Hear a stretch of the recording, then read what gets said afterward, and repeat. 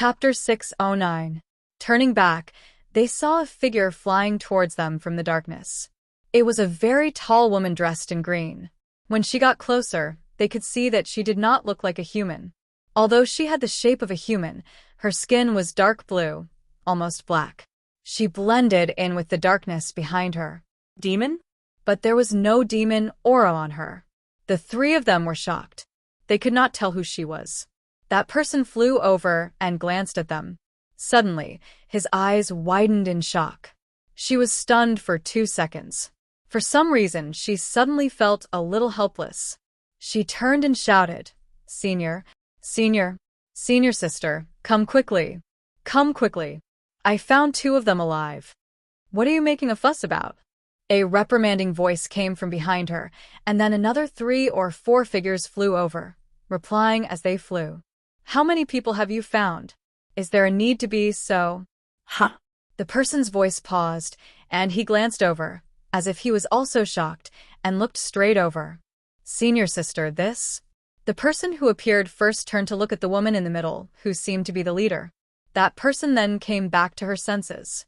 She hurriedly said, What are you still waiting for? Hurry and bring them here. The few people behind her finally reacted. They took a few quick steps forward. As they walked, they cast spells. Instantly, a spell that they had never seen before appeared under their feet. I Ching frowned. Just as he was about to conjure a spell, Lone Moon pulled him and sent him a voice transmission. Wait. These people are a little strange. Let's wait and see first.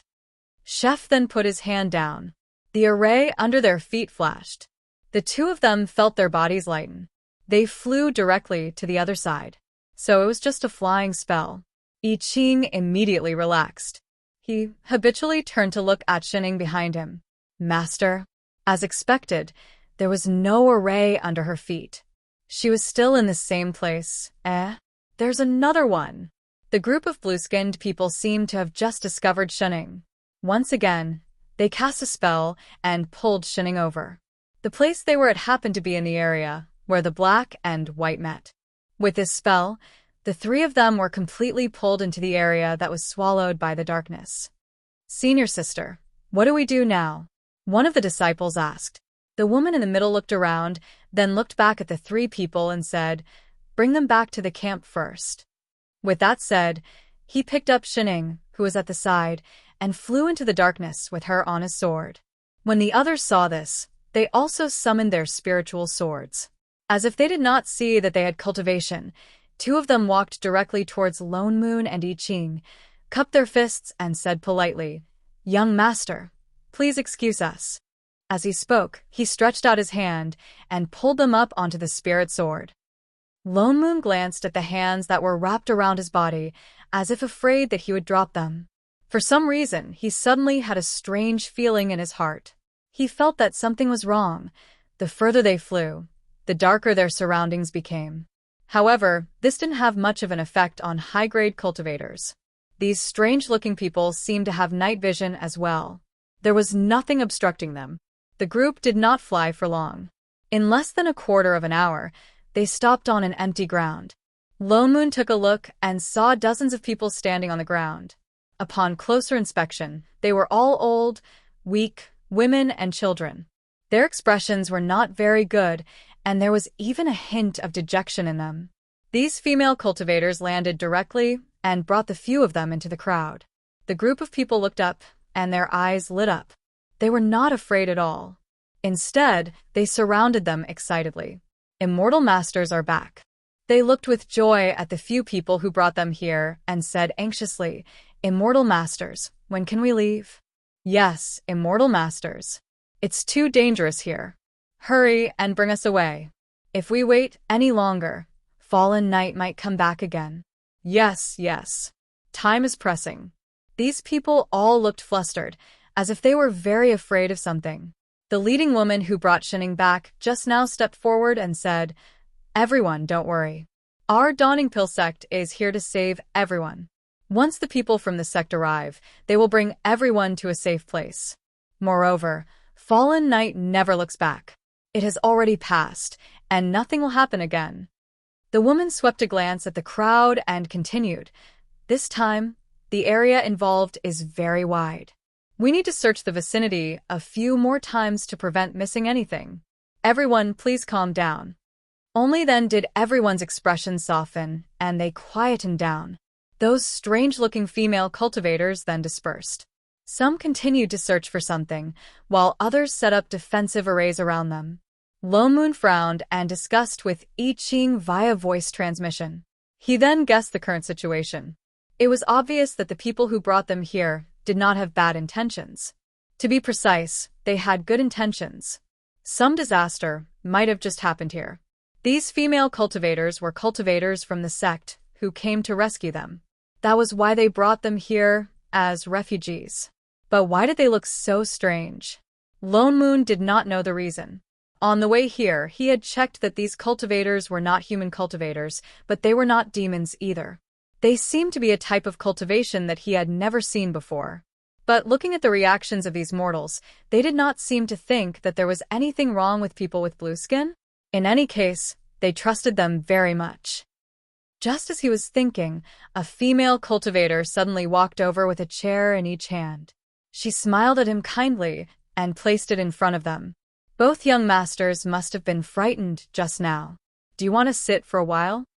With that said, she turned to look at I Ching beside her. It was obvious that the chair was for the two of them. Lone Moon was stunned.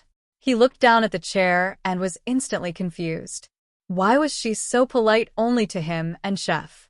He subconsciously turned to look at the big group of old and weak women and children standing in front of him. But he realized that everyone just looked at them curiously and then turned back with a look of certainty. It was as if there was nothing wrong with these cultivators giving them chairs. He was stunned. He could only reply politely, "Thank you, Mississippi. No, you're welcome." The woman blushed and laughed a little foolishly. "Young master, please sit down. We don't know when the spirit boat will arrive. You guys rest for a while." With that said, she smiled again and turned to leave.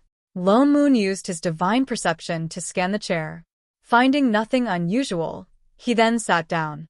Chef at the side, however, took a step to the side out of habit. He turned to look behind him and said, "Master, sit." With that said, he even took out a plate of pastries and handed it over. Oh. Shuning subconsciously took it. She grabbed a piece of cake and stuffed it into her mouth as she turned to sit down. In the next moment, the crowd that was bustling just now suddenly fell silent. More than 10 pairs of disapproving eyes immediately turned and fixed on Shuning. As if she had done something that angered both humans and gods, the originally kind crowd was instantly filled with dissatisfaction and contempt. Even the few cultivators just now were the same. Huh. Shuning, can I eat cakes? Shuning was stunned. Suddenly, the spirit chi in the sky fluctuated. Someone exclaimed, "It's here! The spirit boat is here!" Chapter 610. Everyone looked up and saw a white spirit boat flying over from afar. The spirit boat was huge and had 3 levels. They could faintly feel the chaotic aura above it. It seemed that there were already many people on it. Perhaps because the flat ground below was too small, the spirit boat did not descend. Instead, it floated above everyone. In a short while, 2 people dressed in the same clothes as the female cultivator flew down from above. They talked for a while with the leading lady here, then said loudly to everyone, "Everyone, this is the welcoming spirit boat of our dawning pill sect. It will bring you to a safe place." Everyone's faces lit up. The lady conjured a simple transportation array with both hands and continued, "Please use this transportation array to board the boat." With that said, she looked around and turned towards Shuning and the others. She cupped her fists and said to them, "Young masters, please board the boat first." Lone Moon and I Ching were stunned. Why were they boarding first? But seeing that no one around them moved, it was not good for them to ask more. They nodded and thanked her, then walked towards the transportation array and pulled Shuning along. There was nothing wrong with the array. Once they entered, they felt a white light flash before their eyes and were instantly transported to the spirit boat. Indeed, the spirit boat was already densely packed with people. Like the people below, they seemed to have just escaped. Most of them looked like they had just survived a disaster. There were many female cultivators on the spirit boat who were also dressed in green. Seeing the few of them coming up, everyone turned to look at them curiously. Lone Moon did not know if it was an illusion, but he felt that the scene seemed to have quietened down. Even the two people beside the array were stunned. How could it be? The lady on the right stiffened. She looked at him and Chef and seemed to react after a while. She turned to the disciple beside her and asked, "Are there any empty rooms on the top floor?" The disciple was stunned. After thinking for a while, he nodded and said, "Yes, yes, yes." So it was prepared for Uncle Master Zheng. But she went to investigate Sunset Night. That's why she did not come with us. Then let these two young masters stay there first. With that said, she turned to look at Lone Moon and Chef. Her gaze seemed to soften as she said, "Young masters, it will take us 3 days to reach the nearest town. We will have to stay on the spirit boat for a while. The boat is simple and crude. Please follow me first." With that said, she turned and walked towards the stairs. "Thank you." The strange feeling in Lone Moon's heart deepened, but he still followed. Chef and Shun Ing naturally followed behind. Unfortunately, before she could take 2 steps, a female cultivator beside her was shocked. She quickly pulled Shun Ing back and glared at her angrily. "Why are you following them?" Huh. Shun Ing paused and took another step back. Wasn't she supposed to follow? Go, go, go. The female cultivator grew even angrier and pointed to the lower floor in a very rude manner. "You can't go up, you can only stay below." Why? "Master." I Ching's eyes turned cold. He reached out and pulled Shun Ing back. His eyes turned to the woman. The woman felt a chill in her heart. She was stunned. She could faintly feel a terrifying aura coming toward her. "Chef." Lone Moon hurriedly called out, stopping the person who was about to lose his temper. The woman who was leading the way was also stunned. She glanced at Shun Ing and said with some surprise, "She's your master? Then are you cultivators?" Lone Moon then turned and cupped his fists. "Immortal Elder, the 3 of us are indeed cultivators." With that said, he released some Foundation establishment spiritual pressure. The woman's eyes widened. She was even more shocked. She hurriedly returned the greeting. "I don't dare to call you Immortal Elder. So it's 3 fellow Taoists. I've dug my eyes out." "Fellow Taoist, you're too polite." Lone Moon continued. "It's just that this friend of mine doesn't know the way. It's really not convenient for her to separate from us. You see, if they let Shun Ing leave their sight, she would definitely get lost." The woman was stunned. "Doesn't know the way? Can she get lost on the spirit boat?" But looking at the 2 men, she seemed to have thought of something. In the end, she still compromised. "Since we're all cultivators, then we'll arrange for her to stay next to you." "Thank you, fellow Taoist." Lone Moon smiled politely and thanked her again. The woman's face instantly turned red. She hurriedly waved her hand and smiled. "You're welcome. It's what we should do, what we should do." With that said, she directly led the few of them upstairs. When they went up to the top floor, they realized that although this spirit boat looked huge, it wasn't very luxurious inside. It seemed to be specially used to transport people. Apart from Lone Moon and Chef's room on the top floor, which was relatively well prepared, the rest were really just rooms. There wasn't even a chair. Especially Shun Ing. She was directly shoved to the next room. When she went in, she realized that there were already more than 10 female cultivators in long robes sitting inside. Some were resting with their eyes closed. Some were regulating their breathing. More or less, they all had some injuries on their bodies. When they saw her come in, they all looked up. Several gazes swept over her. She didn't know if it was an illusion, but she kept feeling that those people were looking at her in a strange way. The female cultivator, who led her in, explained and went out. Only then did the people inside retract their gazes and go about their own business. They didn't pay much attention to her. Shun Ing didn't think much about it. After confirming that there really weren't any chairs inside, she took out a thick cushion and found a corner to sit down. She calmly nibbled on her own fruit. So boring. When can we start eating? She didn't sit for long. After about 2 fruits, a familiar fragrance wafted over. In the next moment, the door opened with a creak. Chef walked in on time with a table full of dishes. He looked straight ahead and stopped in front of Shunning. He put down the small table and handed over a pair of chopsticks. Master, it's time to eat. Oh. Shunning sped up to finish the fruit in her hand. Then, she took the chopsticks. In front of the room full of people, she began to eat alone. The female cultivators hadn't recovered from the shock of the man who suddenly came in. In the next moment, they smelled the fragrance of delicious food in the room. Even though the people here had already abstained from eating for a long time, they couldn't help but feel their stomachs rumbling. So the whole room was instantly filled with the sound of swallowing. So fragrant. Didn't senior sister just say that this woman was also a cultivator? Why did she still want to eat? And eat with such relish? Yet the two of them didn't have the slightest self-awareness of seduction. One ate noisily while the other held a glass of water and handed a handkerchief from time to time. She would even make a few introductions. Master, Father Nyo isn't here. Eat slowly. There's no rush. Master, try this stewed meat. I've been simmering it with spirit chi. The time is just right. It melts in the mouth. Master, this spirit soup is rich and fragrant. I still have some left. Do you want another bowl? Master, with every sentence he said, everyone swallowed a mouthful of saliva. The fragrance around them felt even more fragrant. Finally, someone couldn't take it anymore and stood up. As she walked out, she said, I'm going out to change shifts with junior sister. I feel much better too.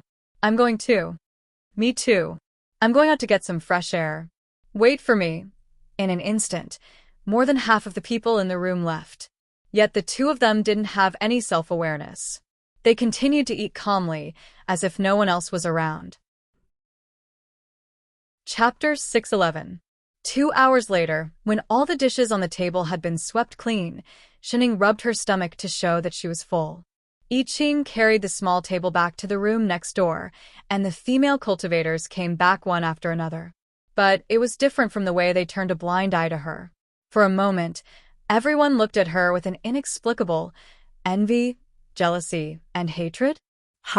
Shunning was stunned, and before she could think about it, a girl with a Dharma talisman on her arm suddenly came over and very naturally put her arm around her shoulder and said, Hey, sister.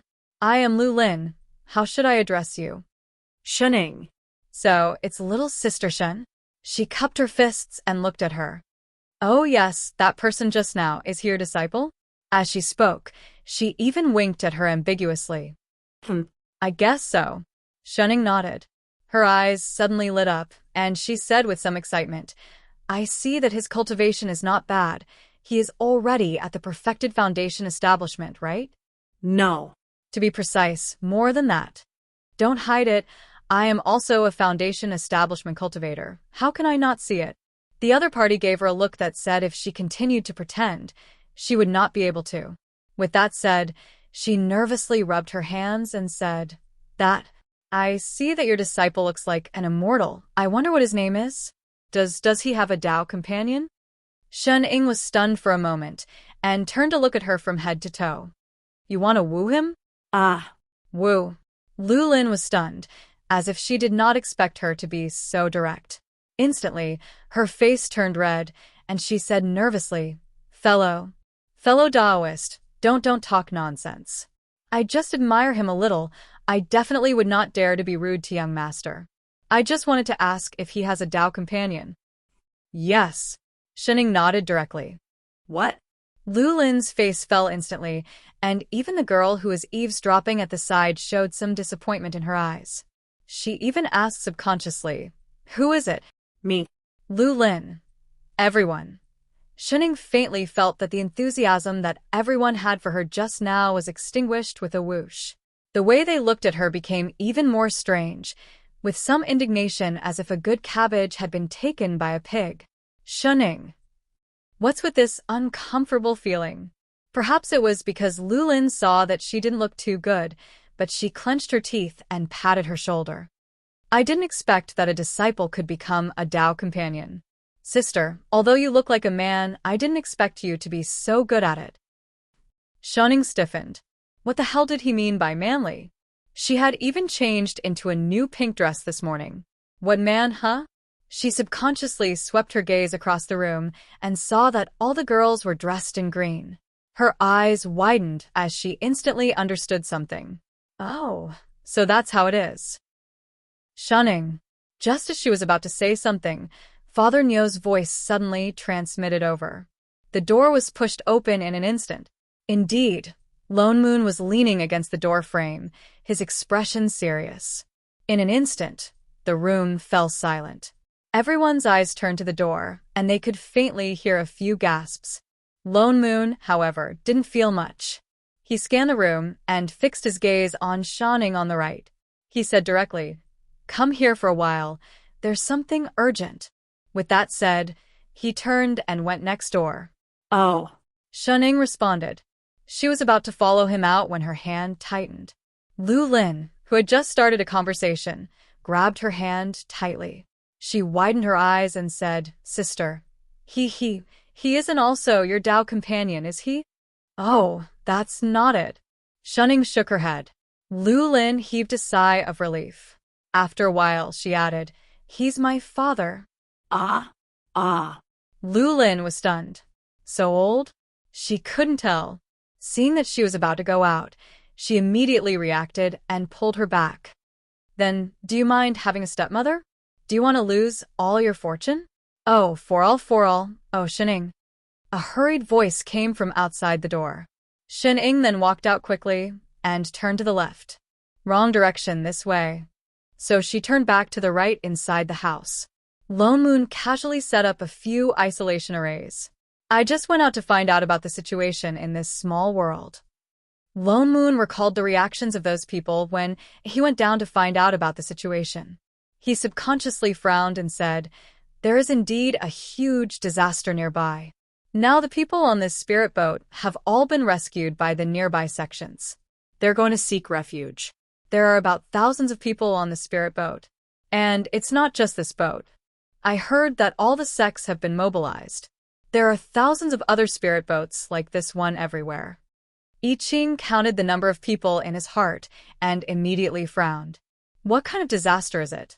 That was why it could cause such serious consequences. Even the combined forces of all the sects could only move all the people away. They call it Fallen Night. Lone Moon's expression darkened. He continued, "I have never heard of this name before. But I heard from the people on this boat that Fallen Night is a kind of natural disaster. It is invisible and formless. No one knows how it is formed, much less when it will happen. But everywhere it goes, people die. Only a few survive." I Ching's expression darkened.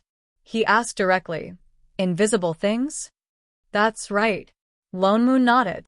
They said that the location of Fallen Night is not fixed every time. But once it happens, everything within a radius of 10,000 miles will be affected. The living beings chosen by Fallen Night will turn into ashes directly. Not even their bones will be left. Even the earth will become a barren wasteland. Barren wasteland? I Ching was stunned. As if thinking of something, he directly said, "Could it be that the Fallen Night they speak of is related to the expanding darkness of this small world?" "I think so, too." Lone Moon nodded. "The place where we landed in this small world is the border of the black and white boundary. The Fallen Night they speak of may be this darkness." He turned to look at the still dark surroundings. "But the strange thing is, apart from us, it seems that no one else can see the darkness around us. Have they been eroded by the invaders?" Chef suddenly remembered that the invading manager had used a similar method to control Father Nyo. No. Lone Moon shook his head. "I used my divine perception to check their meridians, primordial spirits, and even souls. I did not see any problems. Then that was strange. What exactly was this darkness around them? And it was not just these people. Even they did not feel anything wrong after coming in for so long. It was strange no matter how they thought about it." Shunning. The two turned to look at the person who was chewing on a fruit. "What about you? Did you discover anything? What exactly is this darkness? Shunning was stunned. Then she tilted her head and said, "Nothing." The two's expressions became more serious. Even Shunning did not sense it. But, she suddenly added, this darkness might not be something from the outside. Lone Moon, I Ching. What? Chapter 612. If it wasn't from outside, could it be a local product? What do you mean? Shunning took a bite of the fruit and turned to look at them. Haven't you checked the spirit chi in this world? Spirit chi? Lone Moon hesitated and subconsciously released his divine perception. What does this have to do with spirit chi? Wait. He stopped mid-sentence because not only did he feel the spirit chi, but he also found that the spirit chi around them was not weak. It was not inferior to the spirit chi in their plane, but they were clearly in this darkness. Spirit chi was the purest and could not mix with other auras, not to mention yin chi, demon chi, and other yin chi. They would repel each other. Even when they were in the void, there were all kinds of energy mixed together. Spirit chi and other energy repelled each other, so it was not thick. But it was different here. Although they were in this darkness, the surrounding spirit chi was very gentle and stable. There was no sense of rejection. It was as if even the spirit chi was not affected by this darkness. It was as if it was born a part of it. How can this be? What exactly was this darkness? Why don't we look more closely? Shunning added. The two exchanged a look and their expressions became serious. They both closed their eyes and released their divine perception. Lone Moon directly observed the surrounding spirit chi. I Ching, on the other hand, probed into the meridians of the cultivators outside. He saw that whether it was the surrounding or the spirit chi that was absorbed into the bodies of the cultivators, it was not the 5 elements spirit chi that they were familiar with. Instead, it was wisps of a special black aura. Lone Moon's eyes shot open. Holy shit! What is that? I Ching reached out and activated a bit of the spirit chi in his body to test it. Immediately, a white light appeared in his hand. It was completely different from the surrounding darkness. But in less than a moment, it was swallowed by the surrounding darkness. The black light disappeared, but the aura was exactly the same. Could it be that this is not spirit chi? Lone Moon was shocked. It is spirit chi. Shunning suddenly retorted. She pointed at the neighboring area with her fruit.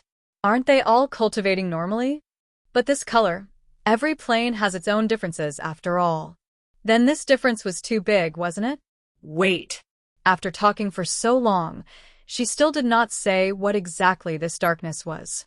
Master. I Ching seemed to have thought of something. In a low voice, he said, if the spirit chi in this plane was originally like this, then why was the spirit chi we saw different when we were outside the darkness?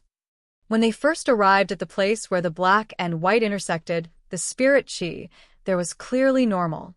That's right. Lone Moon also thought of this problem. Why was the white part normal? Maybe it hasn't spread there yet? Shunning said. I Ching paused, then his eyes widened.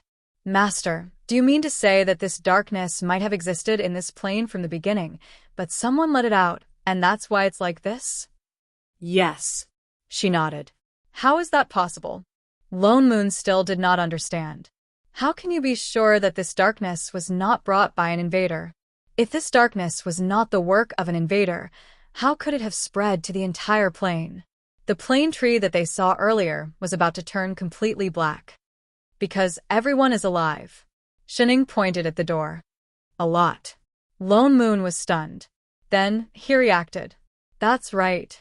If that so-called fallen knight was really the work of an invader, then based on his power that was strong enough to deal with managers, how could these mortals of a mere small plane survive? And there were quite a lot of them.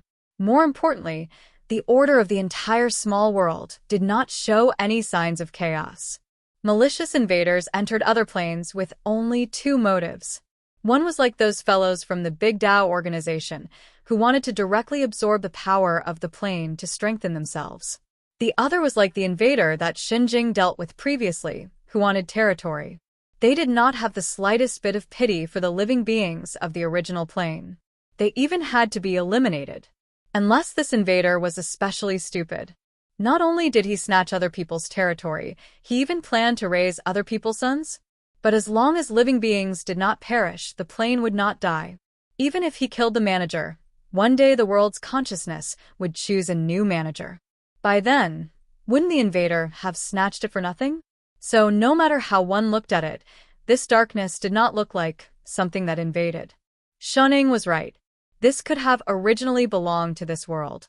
But for some reason it was released by the invader first. Lone Moon could not figure out the other party's intention, no matter how he thought about it.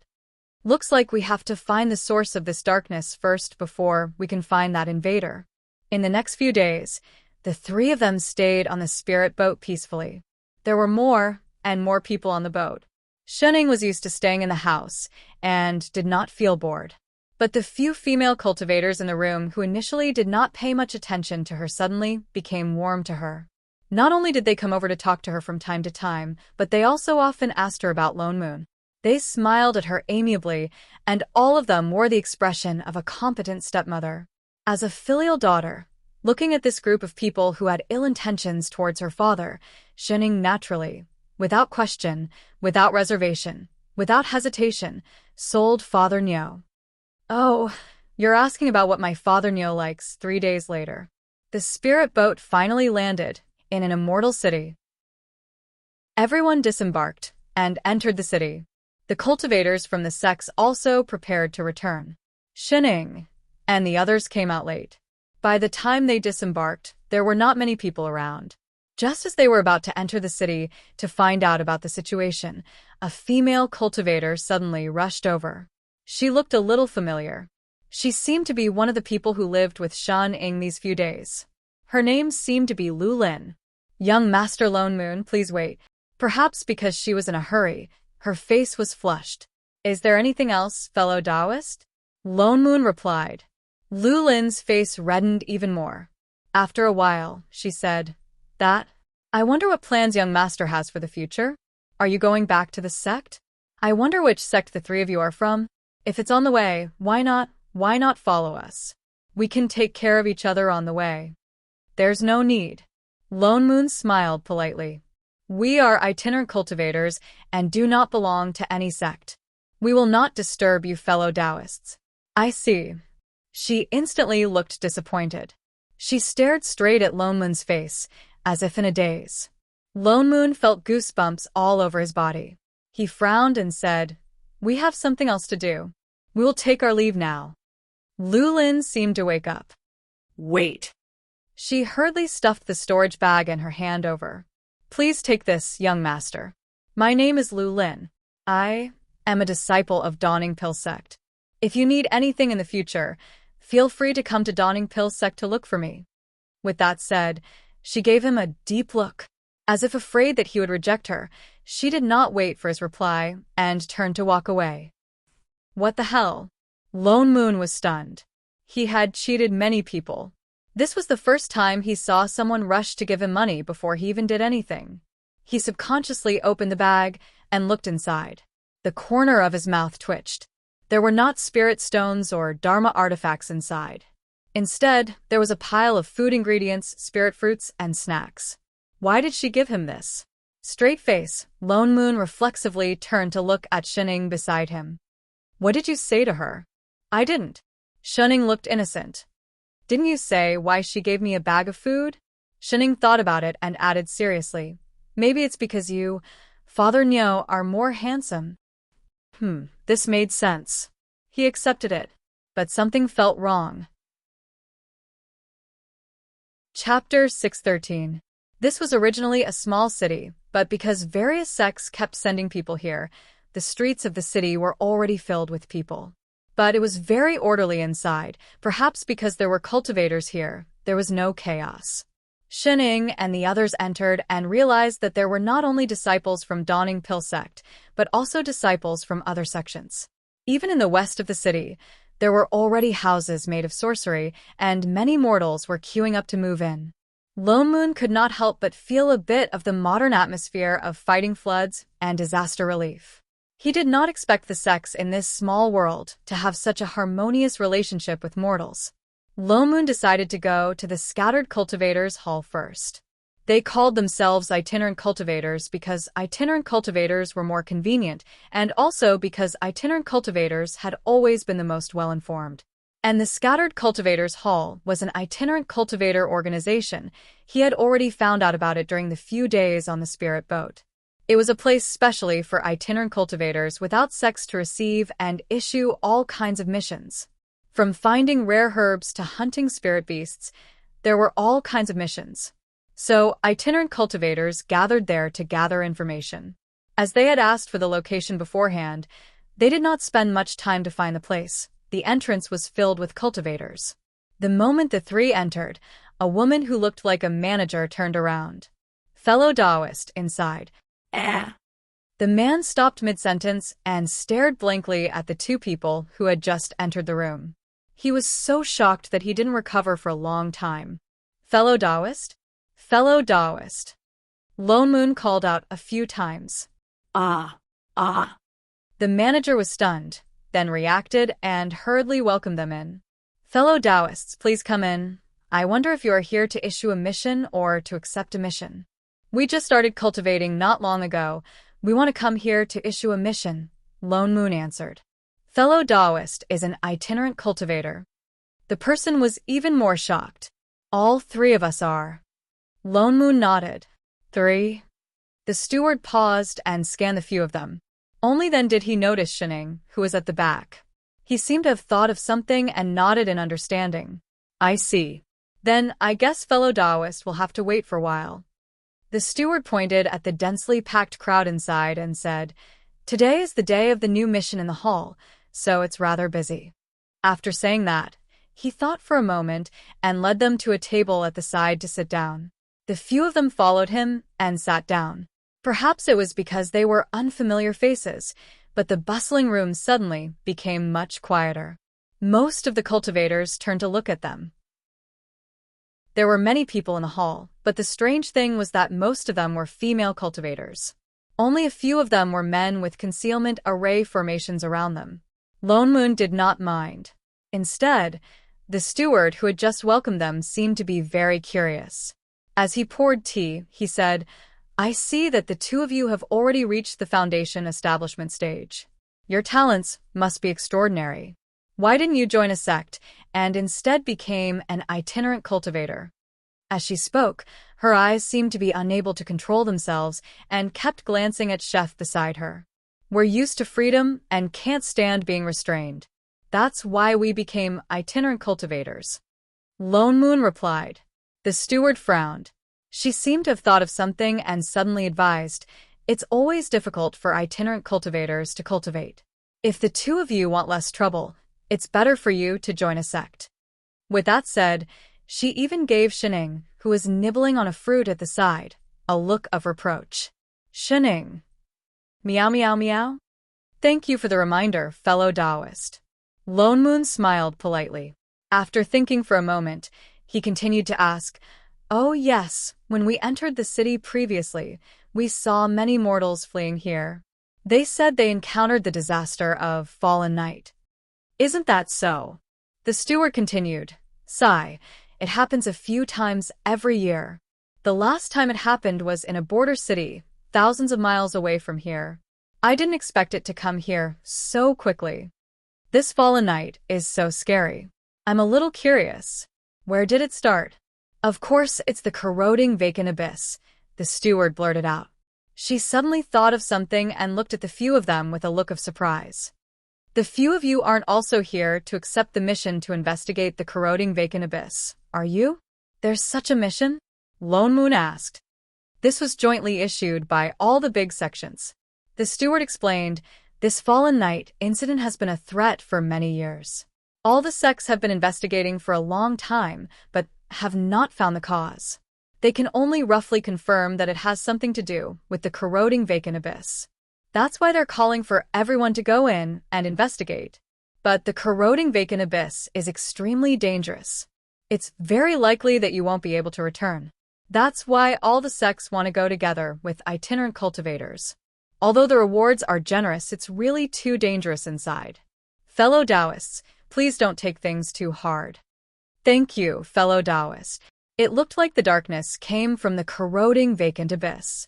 The steward nervously emphasized the danger of the corroding vacant abyss.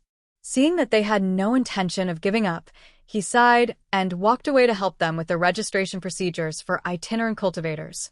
He looked at them with a look of pity. Before he left, he did not forget to glare at Shining, who had been silent all this while. He seemed to be extremely dissatisfied with her laissez-faire. Shining. Motherf ***.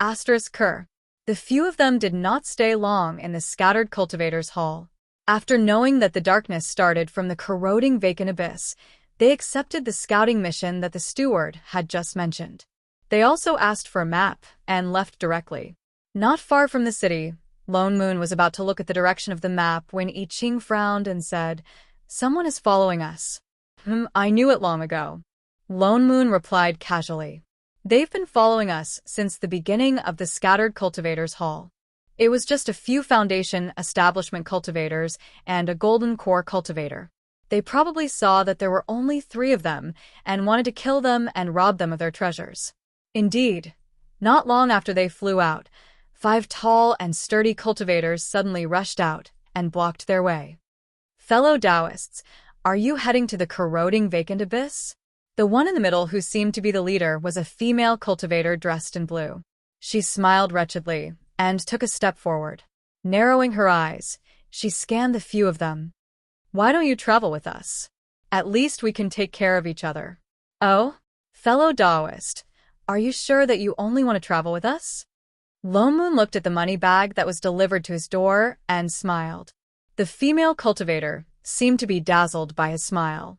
Instantly, her gaze on the few of them became even more heated. "Fellow Taoist, what are you saying? We are proper itinerant cultivators. It's just that the corroding vacant abyss is dangerous, and we're afraid that a beauty would get hurt. That's why we want to take care of you." "Beauty?" Lone Moon subconsciously turned back to look at Shining. Since when did her presence become so strong? Or could it be that these people were criminals? "In that case, we have to thank you?"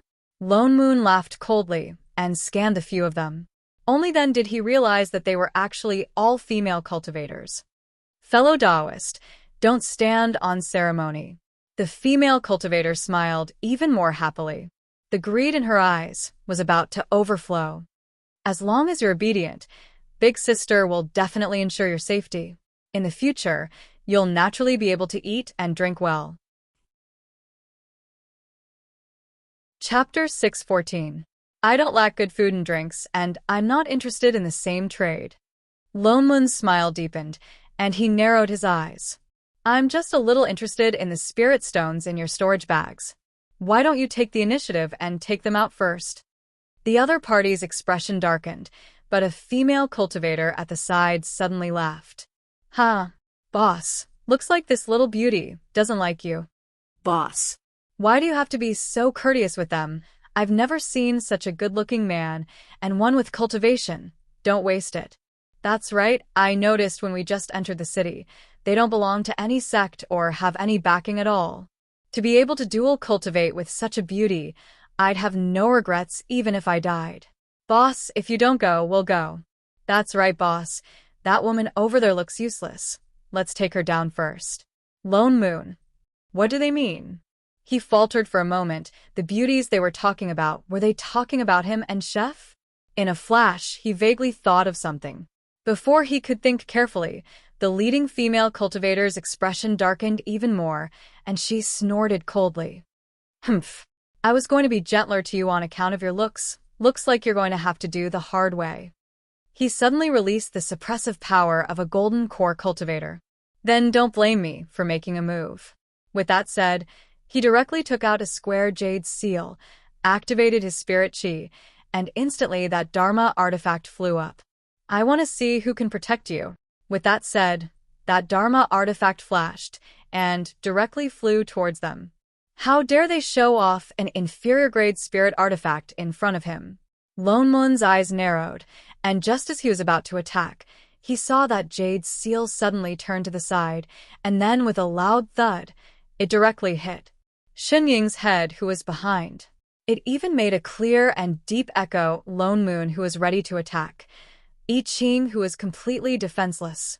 He watched as that heavy seal directly slid down from Shenying's forehead, leaving a square mark, and faintly the words "spirit-suppressing seal" could be seen. The scene was instantly as quiet as a chicken. Shenying, who had been watching calmly from the sidelines, stood expressionlessly on the spot. 1 second passed.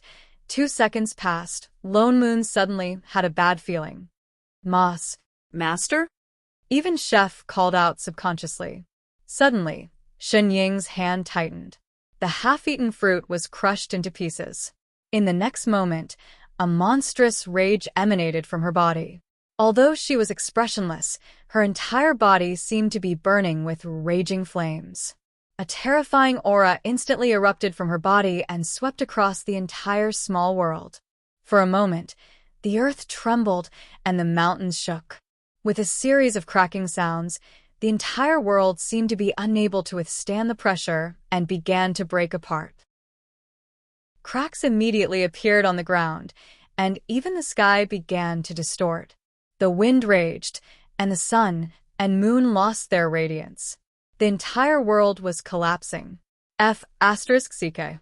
Lone Moon was shocked. He grabbed hold of the person who was about to go berserk. Shenying, calm down, calm down. This is someone else's plane, hey. You can't just casually smash it. Master?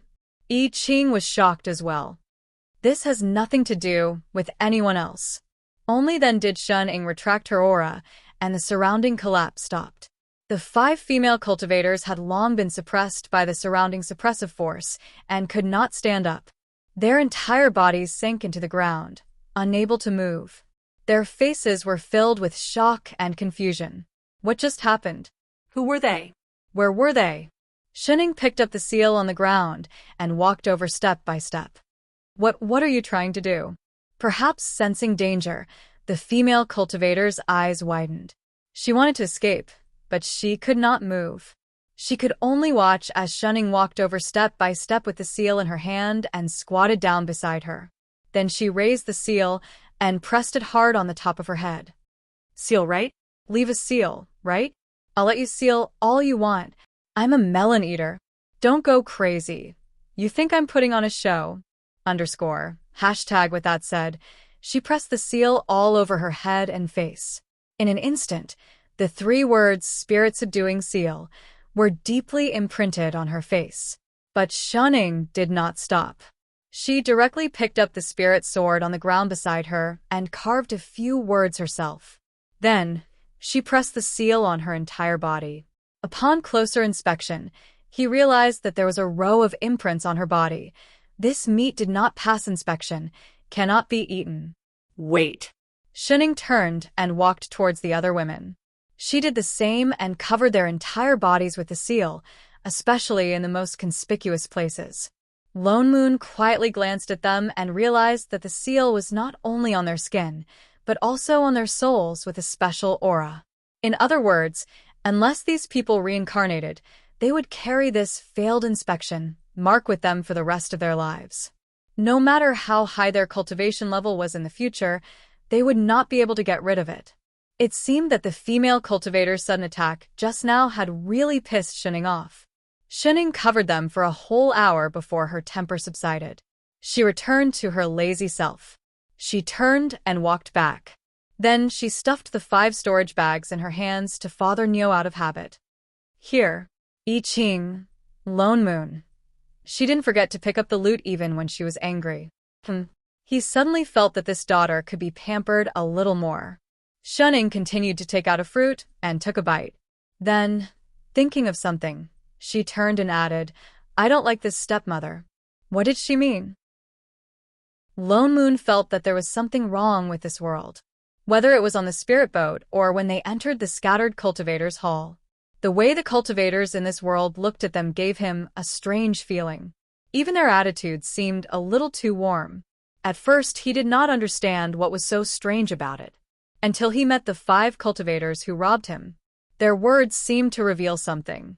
They were not only here to rob him. Their main goals seemed to be him and Chef, and they even talked about dual cultivation. At first, he thought that they were some kind of fiendish cultivator or demonic woman with special cultivation techniques. But now it was obvious that they were not. If there was anything in common between these few incidents, holy shit. Lone Moon suddenly reacted. His eyes widened. There are no male cultivators in this world. Whether it was the robbers or the disciples of Dawning Pill sect, they were all women. Not a single man. At first, she thought that Dawning Pill sect was a sect for female cultivators. But later, she saw that all the people in the city were female cultivators. It's not that there aren't any. It might be that there are very few. I Ching thought of this as well. His face turned green. If there really were no male cultivators, when they said they were cultivators, the other party would not just be shocked but suspicious. Wait a minute. If there are so few male cultivators in this world, judging from the way those people treated him and Chef so well back then, and how they treated Shunning who needed their constant reminders, they did not even try to hide their dissatisfaction. Could this place be the world of female supremacy? Shunning replied. Lone Moon, I Ching, MMP. Chapter 615. The map distributed by the itinerant cultivator hall pointed to a place called Yaoru City. It was said that that was the only immortal city with a transportation array to the corroding vacant valley. Given Lone Moon and I Ching's speed, they reached that immortal city in a few days. They directly went through the transportation array to the corroding vacant valley. Almost at the instant they stepped out of the array, they felt a cold and gloomy aura hit them in the face. They saw a huge abyss in front of them, as if the sky and earth had suddenly been broken. On one side was still a wasteland, but on the other side was only a bottomless darkness. A thick black aura, like ink, was coming out of it continuously. It was already dark all around them, but the direction of the abyss was so dark that there was not a trace of light. Even when they used their divine perception to probe it, they could not sense any movement. Lone Moon subconsciously frowned. For a moment, he could not tell what was inside. At this moment, there was already a dense crowd of cultivators gathered in front of the corroding vacant valley. Most of them were itinerant cultivators, but there were also cultivators from various sects wearing the same school uniform. But everyone was watching from the side. No one directly entered. Lone Moon glanced at them and found that the majority of the crowd were indeed female cultivators. There were only a few male cultivators here and there, but they were either wearing light gauze hats or veils to hide their faces, hiding delicately at the side. Their cultivation levels were even lower. The highest was only at the golden core stage, and most of them were surrounded by a few women standing protectively around them. So when Lone Moon and I Ching walked out of the transportation array openly, they immediately attracted the attention of all the cultivators present. The surroundings were obviously quiet for a moment. At that moment, all the gazes were fixed on them. Some were surprised and puzzled, and some were even probing. There were even people who directly released their divine perception and brazenly swept over them as if they were taking advantage of them.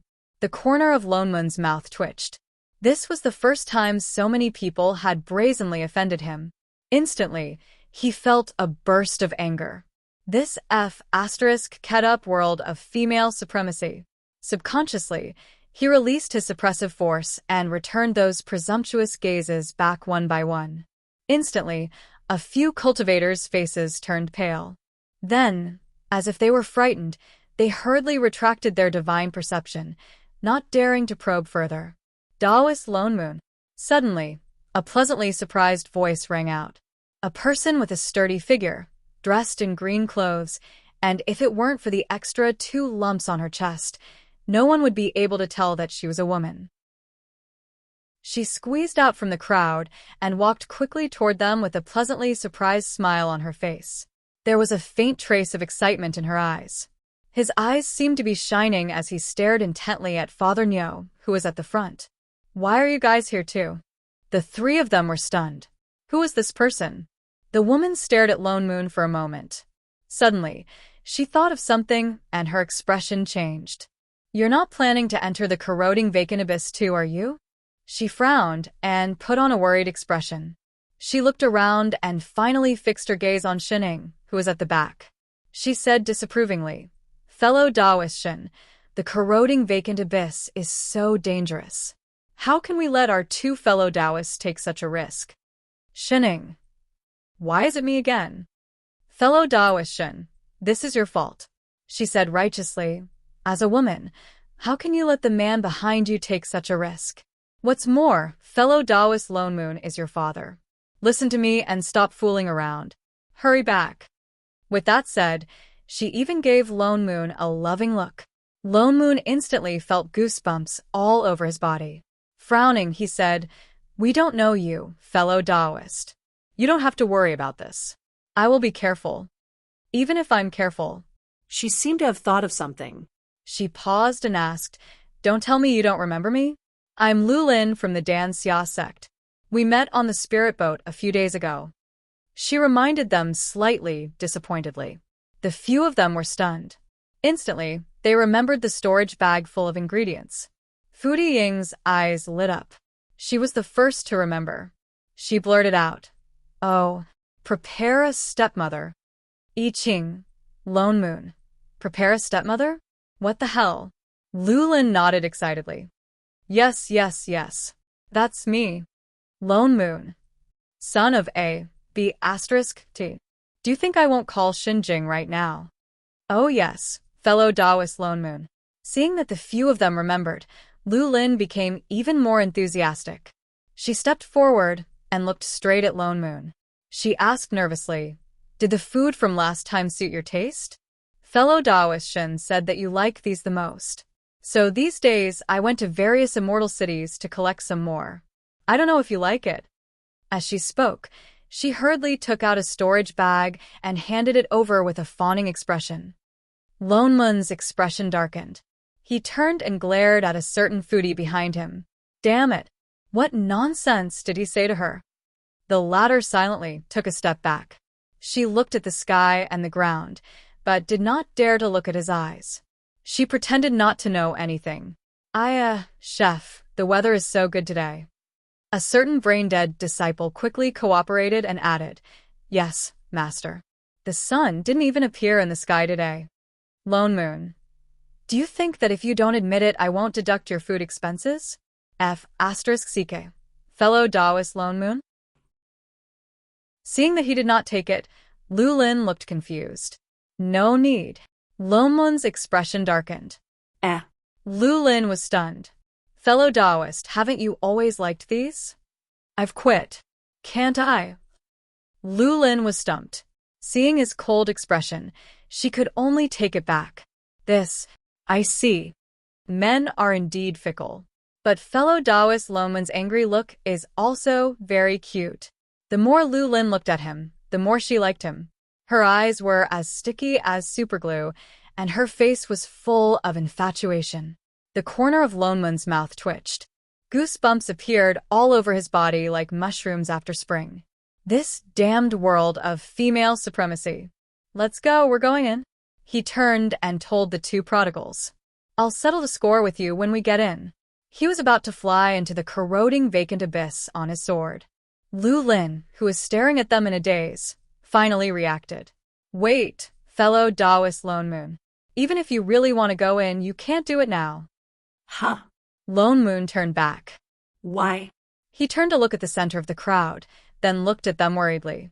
Seeing that they had no intention of giving up on going in, he sighed and said, "This corroding vacant abyss is boundless.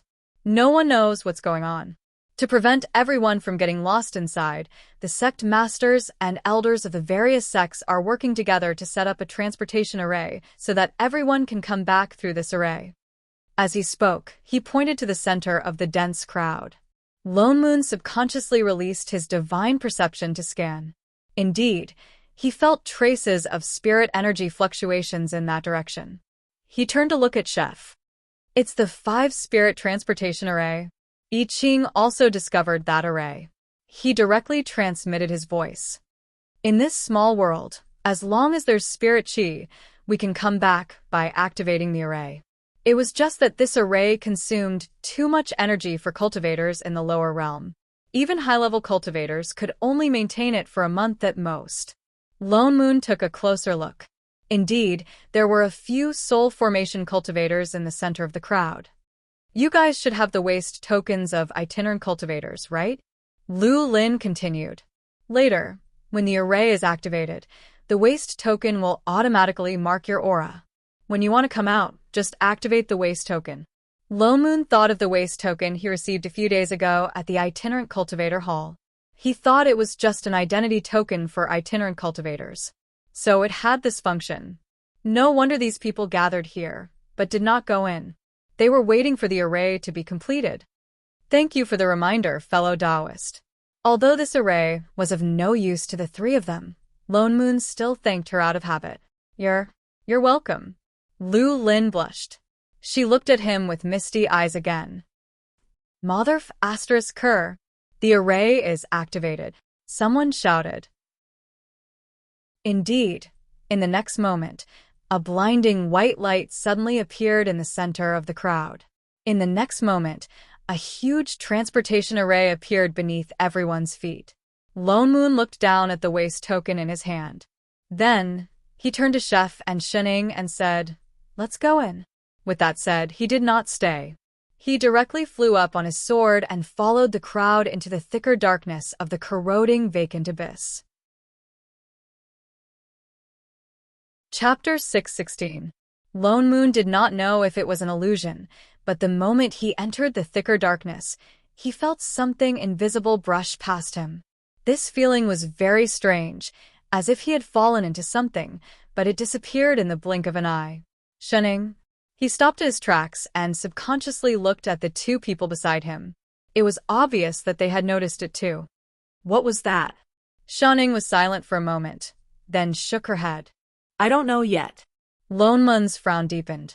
He released his divine perception and was about to head deeper into the Eraton abyss.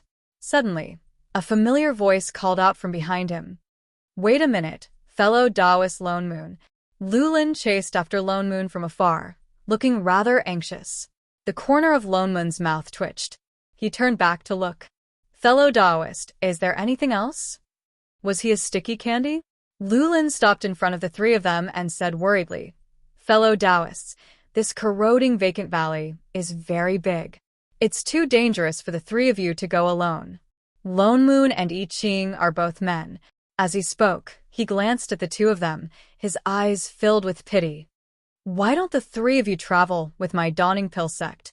As she spoke, she pointed to the dozens of cultivators behind her who were dressed like her. We will protect you. There's no need. Lone Moon rejected directly. Hindrance. He turned around, intending to continue flying. Lu Lin said anxiously, but it's just the three of you, and we don't have a map of this place. It's too dangerous. A map. Lone Moon paused and turned around. You have a map of the corroding vacant valley? Lu Lin was stunned, as if she had just realized that she had let the cat out of the bag. She looked around nervously, then gritted her teeth and said in a low voice, To tell you the truth, it's not just our Dawning Pill sect that has a map. Every sect has a map of this place in the past, but we don't know if it's useful. The terrain of the past? Lone Moon caught the keyword in her words. Yes. Lu Lin nodded. Seeing that he didn't quite understand, she continued to explain. Many years ago, the original corroding vacant abyss wasn't like this. It was rumored that this place was once a celestial mountain-blessed land with dense spiritual energy. Many sects had established their sects here. It was only when nightfall descended that this place became like this overnight. She turned her head to look at the scattered cultivators of the various sects and continued, This time, there are so many cultivators here. Other than wanting to investigate the truth behind Fallen Night, the more important reason is that everyone also wants to come in and search for an opportunity. So that's how it is. I thought that this small world really had a sense of justice, but in the end, everyone was just here to pick up the leftovers. Putting aside the strange situation here, just the fact that there were so many sects that had fallen here made it seem like a very good mystic realm to pick up loot from. Although so many years have passed, the terrain here is no longer the same as it was before. But having a map is always better than just barging in. Lu Lin persuaded him even more seriously. So, Fellow Taoist Lone Moon, why don't you join us? His expression darkened, and he changed his mind instantly. This was not their plane. Although they were managers, their powers were limited. Even if they released their divine perception, they couldn't fully explore this place. Since someone was taking the initiative to lead the way, there was naturally no reason for him to reject. Thus, his attitude became much gentler. He even habitually put on a businesslike smile and said with a kind expression, "Then I'll have to trouble fellow Taoist Lu." He even cupped his fists politely but found that the other party didn't react at all. She froze on the spot. Huh? Fellow Taoist Lu? Taoist Lu. Wait, holy shit. Why is your nose bleeding? The two of them narrowed their eyes in tacit understanding and turned to look over. Your sister? He clearly didn't do anything. All he did was smile. Keep your ambiguous, wavy lines away. Senior Sister Lu, are you done? The tens of Dawning Pill sect disciples waiting on the spot saw that Lu Lin had not returned after a long time. They could not help but urge her from afar. They also couldn't help but look curiously at Lone Moon and I Ching.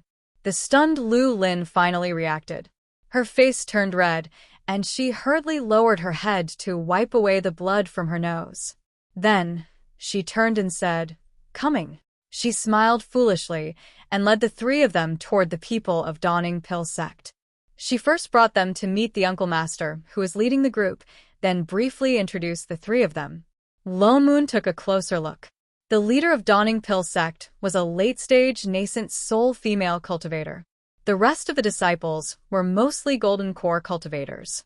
Perhaps because Lu Lin had informed them beforehand, the nascent soul cultivator did not object to their joining. She even nodded in a friendly manner. Instead, the other disciples turned around curiously. Their gazes were fixed on Lone Moon and I Ching. The fire in their eyes was no different from Lu Lin's. Lone Moon's expression stiffened.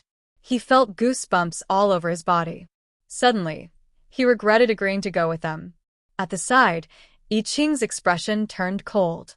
Then, he directly turned sideways and decisively hugged Shening, who was nibbling on a fruit.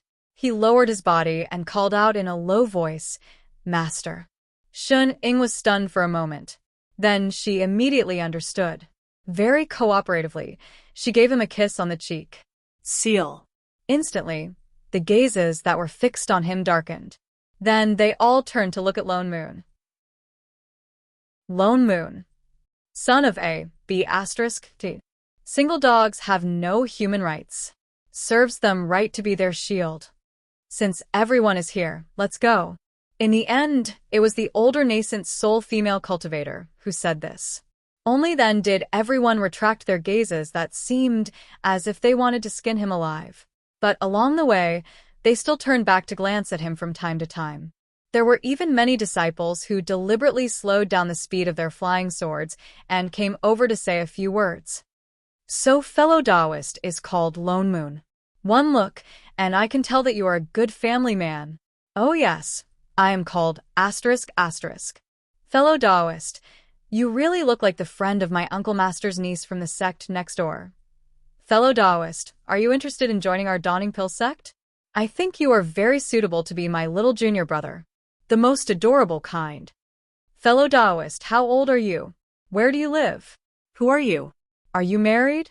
Fellow Taoist, the corner of Lone Moon's mouth twitched. He silently recited the Clear Heart Sutra several times before he managed to maintain his composure and did not turn hostile. Logically speaking, he had been quite popular since he was young. The number of love letters he had received was at least a few dozen kilograms. He was already used to being confessed to and pursued by girls in public. But those were a group of soft and fragrant girls, all right? Not this group of girls in front of him. They were about the same height as him and had fierce faces. They stared at him from time to time and drooled.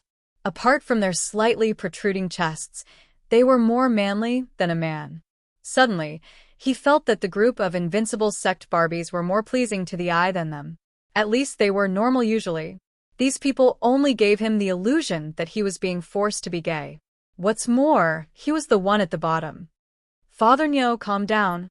Seeing that he was about to explode, Shening could not help but pat his shoulder. Father Nyo, just get used to it. Chef added. He glared back at them. How could he get used to it? If you have the ability, don't hug each other. Degree.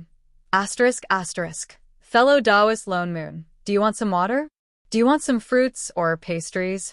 Lu Lin, who had been lazing at the side, could not help but be attentive.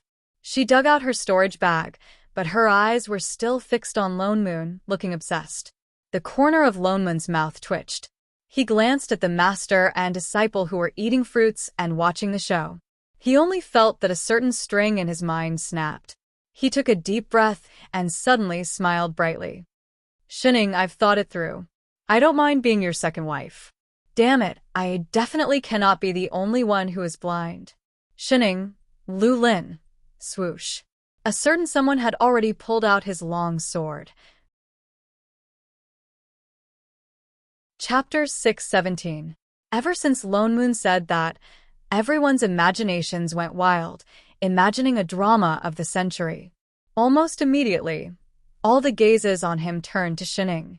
It was different from the adoration from before. Now, there was anger, blame, disdain, and indignation in the eyes of a certain someone who played with people's hearts.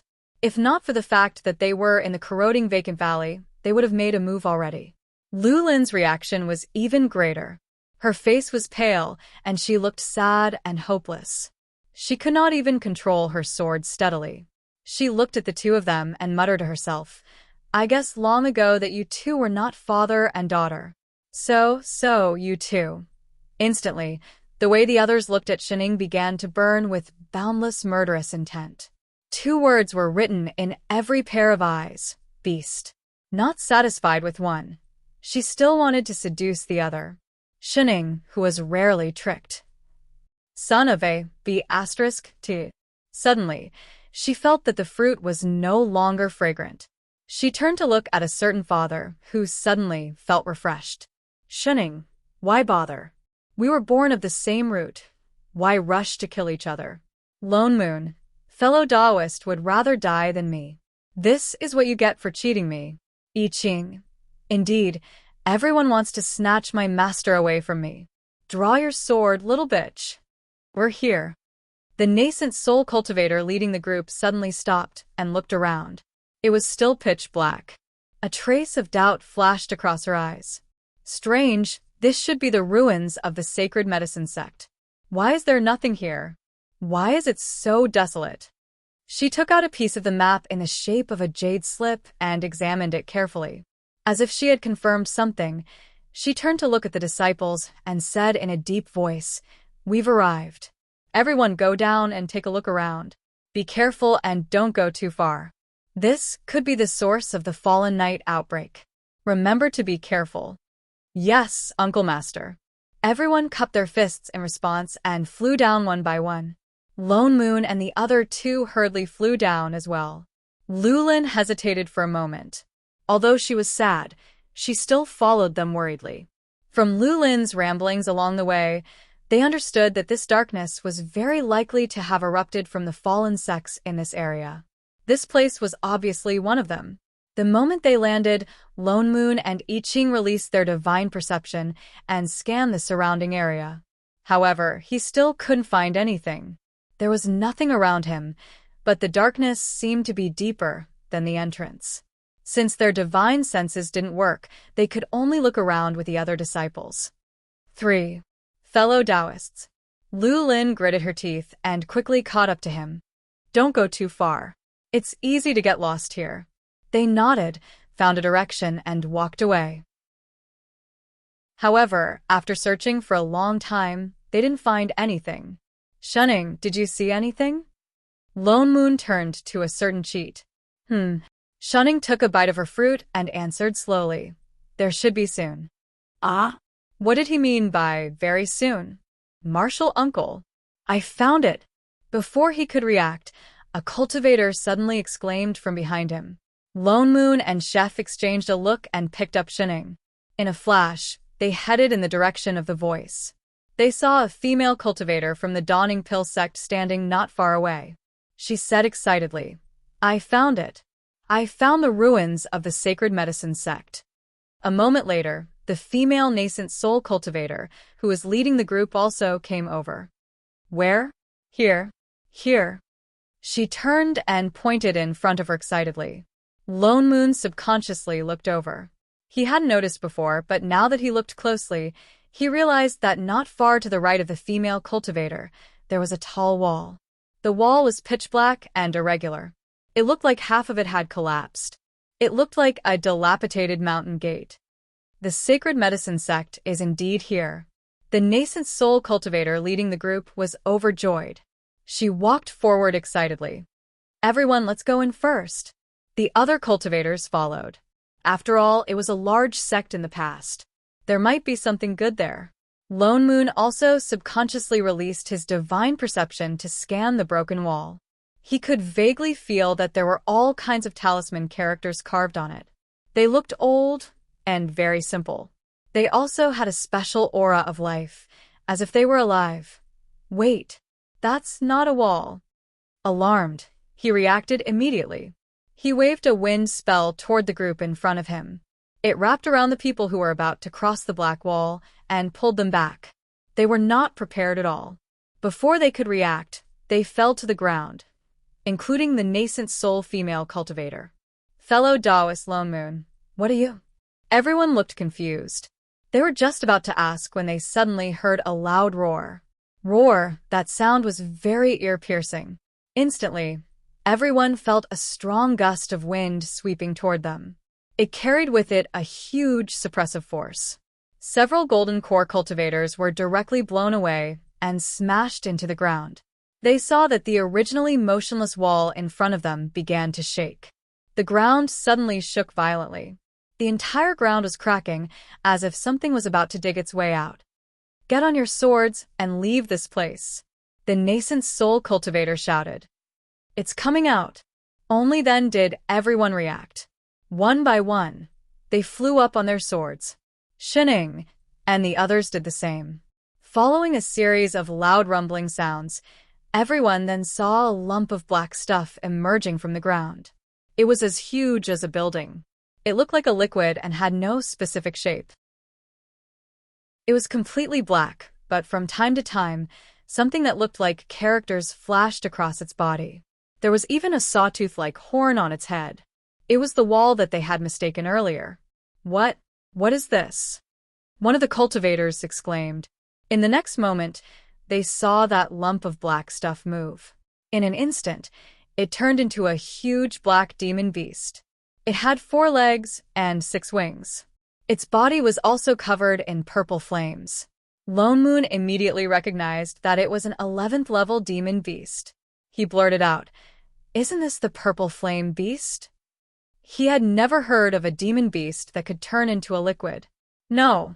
Shen Ying's eyes narrowed. Suddenly, she said, "It's a Jianli." What? Lone Moon was stunned. He subconsciously asked, "What Jianli? Why have I never heard of such a demon beast?" It's not a demon beast. It's so big. If it's not a demon beast, what could it be? He stopped mid-sentence.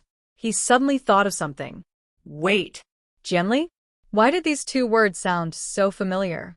They seemed to have seen it somewhere before. Jianli. Jianli, Jianli. Lone Moon was shocked. The spatial creature, Jianli. Yes. Shunning nodded. Holy shit. Didn't it sound familiar?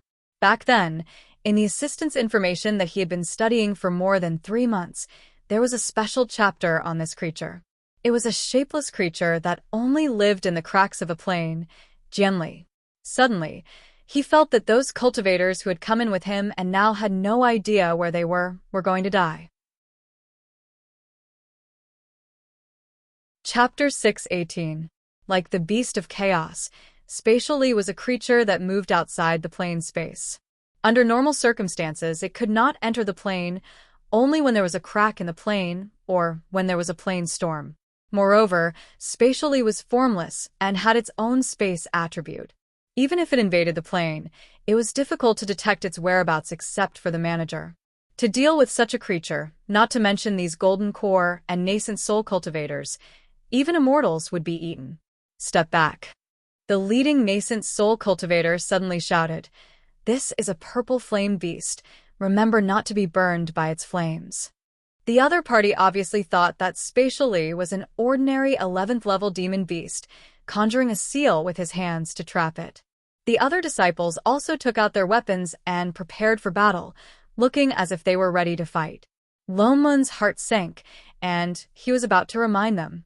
Lulin suddenly came out and blocked in front of them, saying, "Fellow Taoist Lonemoon, you guys quickly step back. Don't get close. This is an 11th level demon beast. You are only at the Foundation establishment stage, and you are men. You can't block its purple flames." The 11th level was equivalent to the early stage of soul formation. Although dangerous, there were 4 nascent soul cultivators in their team, and so many golden core cultivators. It was not impossible. With that said, she gripped the sword in her hand tightly, blocking in front of them, saying, "Don't act rashly. We will protect you. Don't go too far away from me." With that said, she also gave a look to the few female cultivators beside her, who hurriedly moved over, as if intentionally blocking Lone Moon and I Ching behind them, with the attitude of protectors. Lone Moon, I Ching. Before he could explain, the other side had already started, only to see the leading nascent soul female cultivator directly set up a huge array. The white array light fell towards the giant beast in the middle. It looked like it was about to trap it. Shit. Don't use the array. Before Lone Moon could finish, the demon beast suddenly roared loudly, just lifting its claws lightly. That array directly passed through, as if it was non-existent. The leading female cultivator was shocked. Before she could react, she only felt a bone-piercing chill sweeping over, as if there was a huge aura rushing over. Immediately, all the spirit energy in her body dissipated. Her body became unstable, and she was directly sent flying. Lone Moon summoned a wind spell and caught the man in the air, but he was already unconscious. Spatial creatures had the ability to travel through space, so how could they be trapped by an array formation? In the blink of an eye, they had lost a nascent soul cultivator. Everyone's faces paled as they realized that this was no ordinary demonic beast. The other nascent soul cultivator reacted and shouted, "Let's go. Leave this place." Everyone was stunned. Only then did they fly up on their swords. Lulin also turned subconsciously, intending to pull Lone Moon back.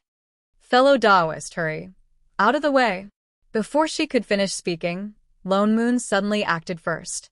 He grabbed her and threw her towards the female cultivator behind him. The fan in his hand instantly turned into a long sword. He turned back and instructed, "Shining, look after them." Oh. Shining took out a new fruit and answered, "Chef, I'll leave the left side to you. Don't let it escape." With that said, his figure flashed and he flew out. Chef also disappeared from where he was. In the next moment, an oppressive sword wind swept over. Everyone felt their bodies become unsteady. By the time they reacted, everyone had already been blown behind Shining. Shocking sword chi shot up into the sky. A sky full of white sword rain appeared. Every sword made of spirit chi seemed to come to life.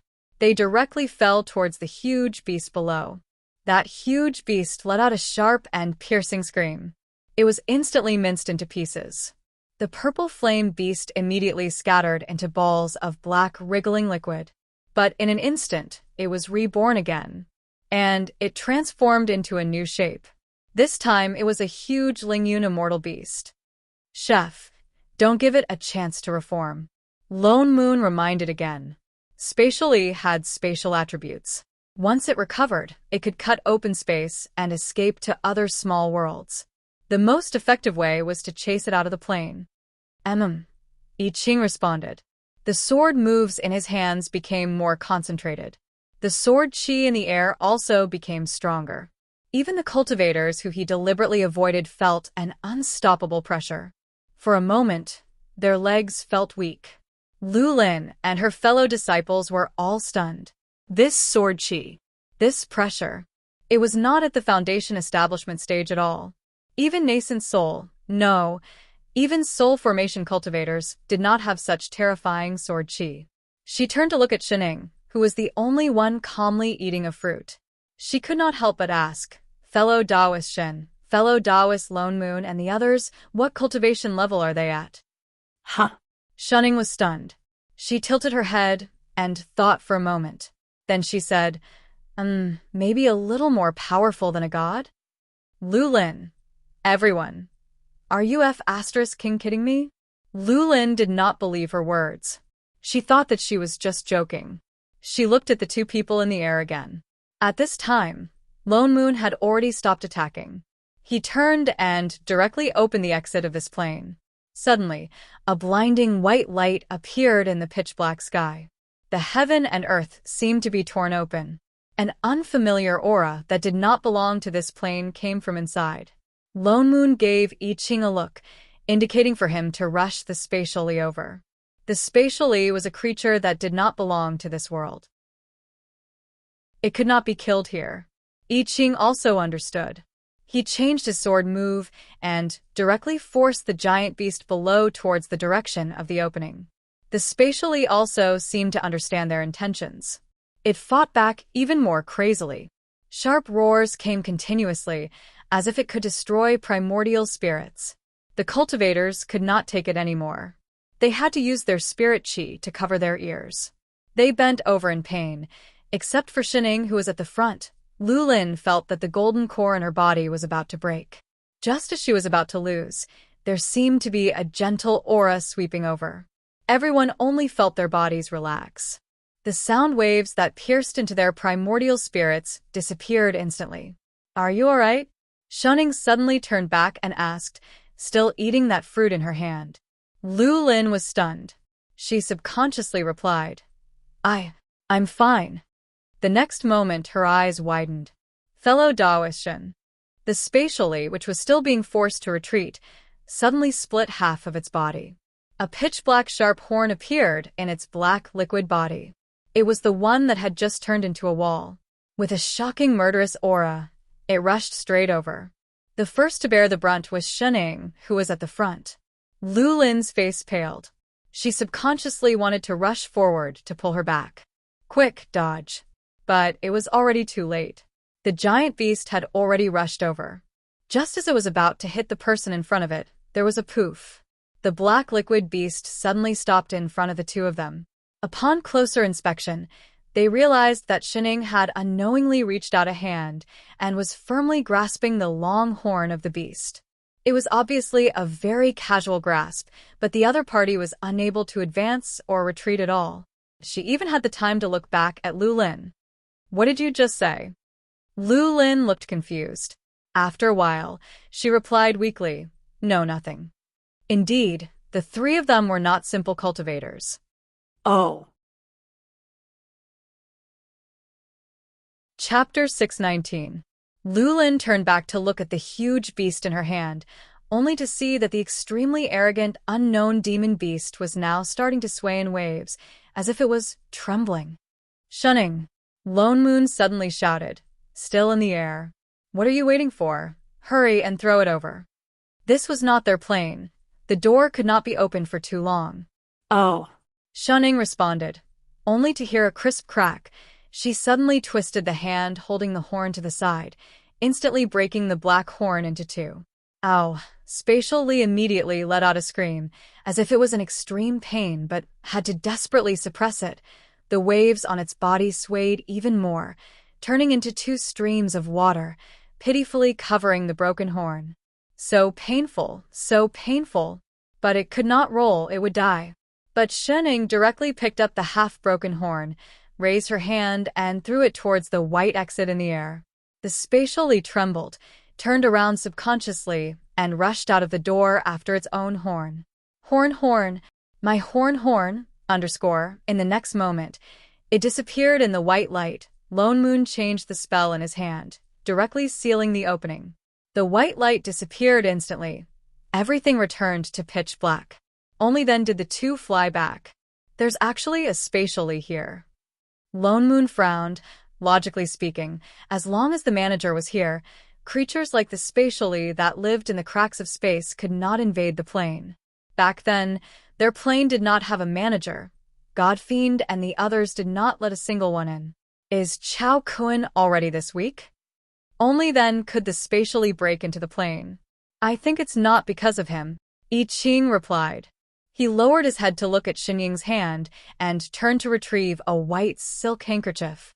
He pulled her hand up and wiped it out of habit until the unknown black substance was all over Xinying's hand. As he did so, he conjured a dirt removal spell and said, "This kind of invading creature is not strong." He was able to break through the plane to seek help previously. He can't be so weak that he can't even withstand the spatial separation. Could it be that someone let it in? Lone Moon said subconsciously. The next moment he was stunned, exchanged a look with Chef. Both of them thought of the same person at the same time. The intruder who injured Chao Kun. Was he the one who let the spatially in? But why? A small boss like spatially was indeed a disaster to the beings of the three realms, but to a manager, it was a piece of cake. It was not as difficult to deal with as spatial storms or planar rifts. 3. Seniors. Lulin looked at the three of them with a complicated expression, but she did not dare to address them as fellow Taoists anymore. Even the way she looked at Lone Moon changed from the way she looked at him just now to one of respect. Although she didn't know what they were talking about, she felt that it wasn't something she could understand. Thus, he cupped his fists and bowed politely. "What's wrong? Are you hurt?" Lone Moon frowned and turned around. No. She hurriedly shook her head, then pointed to the front, and said with some apprehension, "It's in front, in the direction where the monster appeared. There seems to be something." Lone Moon paused and turned to look, only to see that the originally empty space suddenly shook. As if a curtain had been lifted, a large number of palaces began to appear, vaguely looking like a large sect. It's the Sacred Medicine Sect," someone exclaimed, subconsciously wanting to go forward, but because of Lone Moon and the other two, he did not move, only looking at them questioningly. It seemed like this place was previously hidden in another space because of the spatially. Now that the spatially was gone, it was naturally released. These cultivators were all here in search of opportunities. This sacred medicine sect was originally everyone's destination. Lone Moon was not interested in this, so naturally he did not stop them. After using his divine perception to check that there was no danger, he allowed them to enter. Everyone's faces lit up, and they all bowed politely to them, then flew into the palace, completely changing their previous desire to win the hearts of women, completely treating them like unreachable seniors. Chef, on the other hand, scanned the palace that suddenly appeared and subconsciously asked, "Father Nyo, don't you think this palace? It's too complete." Lone Moon finished, frowning even more deeply. He looked up at the mountain gate in front of them, where the words Sacred Medicine Sect hung high. According to Lu Lin, this Eraton Abyss had been here for many years. However, the Sacred Medicine Sect was far too well preserved. It didn't look like it had been destroyed in the past. "Let's look around," Lone Moon instructed, and the few of them flew up on their swords, patrolling the entire sect a few times. Apart from the lack of any living aura, they still did not find anything. Instead, the cultivators of Dawning Pill sect came back with a large pile of things. Because this sect was well preserved, the things were very easy to find. They were all piled up in the storeroom. "Senior, we found the heritage of the Sacred Medicine Sect in the Dharma Depository." A female cultivator handed over a storage bag, looking like she was about to hand it over, not at all wanting to keep it for herself. Even the other female cultivators did the same, all of them coming over as soon as they found something. Lone Moon hesitated. These people were really honest, so he shook his head and said, "What you found is yours. We don't need these." The cultivator looked troubled. "But it's all thanks to you that we found the Sacred Medicine Sect. By right, these things should belong to him. Besides, if not for them, they would probably have died in the mouth of that demon beast." The few of them tried to persuade him a few more times, seeing that he really had no intention of keeping them, then turned and left. Lone Moon once again searched the empty sect, but still did not find anything. His expression darkened again. Strange. Why would spatially hide this place? There was clearly nothing special about it. Should we go take a look at the entrance? Xinying suddenly spoke up. Entrance? What entrance? Lone Moon paused, suddenly recalling that when spatially appeared, it seemed to have disguised itself as a door. Could it really be related to the mountain gate? He subconsciously looked towards the mountain gate, and coincidentally, a cultivator of Dawning Pill sect was about to step out. The moment she took a step, the originally empty mountain gate was covered in a layer of mist. The whole thing shook, and suddenly, a cold aura rushed out from the gate, and the surrounding temperature dropped. Holy shit! Lone Moon exclaimed. Chef had already moved one step ahead of her, forming a sword light that crashed towards the female cultivator at the gate, sending her flying far away from the mountain gate. That was the ghost she of the Netherworld. Chapter 620. A transparent barrier suddenly appeared at the mountain gate, and a large amount of ghost chi swarmed out from it, instantly sweeping across the entire sect. For a moment, the temperature plummeted, and it was as cold as ice. Shrill, ear-piercing ghost cries came from within. The ghost chi of the Netherworld was different from ordinary ones. It was a place that only allowed souls to exist. Naturally, it had the power to absorb souls. The cultivators who had not even cultivated immortal bodies naturally could not withstand it. Almost in an instant, apart from Shunning and the other two, everyone's divine souls began to become unstable. They looked confused. Some golden core cultivators even had signs of their souls leaving their bodies. Lone Moon's expression darkened. He immediately flew over. With a wave of his hand, a sealing array sealed the entire mountain gate. The ghost cries stopped. Everyone's eyes gradually became clear. However, their divine souls were still unstable. The few nascent soul cultivators were still fine, but the other golden core cultivators could not stand still and started to vomit blood. Say, Senior? Lulin managed to stabilize her primordial spirit. She looked up at the people in front of her in confusion. The other cultivators also looked confused. What was that just now? Lone Moon's expression darkened. He scanned the crowd and said, "This is not something you can handle. Leave this place." With that said, he conjured a seal with one hand. Instantly, everyone's jade token floated up. He tightened his grip, and everyone's jade token was crushed. In the next moment, he activated the large-scale transportation array outside the corroding vacant valley. Say, before Lulin could even speak, all the Dawning Pill sect cultivators had already been teleported out, instantly clearing the area. I Ching flew over with Shunning in his arms. He looked up at the mountain gate that was already emitting dense ghost chi. He frowned and said, "This is the realm gate." Lone Moon nodded. Naturally, he also saw the problem. This should be the realm gate to the underworld. And it looked like it had been here for a long time. The human world has its own original source to guide souls. Why did they purposely open a gate to the underworld? If it was the immortal and divine worlds, it could be said that there was a problem. But the living beings in the human world could not withstand the ghost chi of the underworld. Moreover, after they died, they would naturally enter the underworld. What was the point of opening a gate here? And they purposely used the spatial separation to hide it. It looks like we'll only know the answer to this question after we enter the underworld. Lone Moon pointed at the mountain gate in front of them.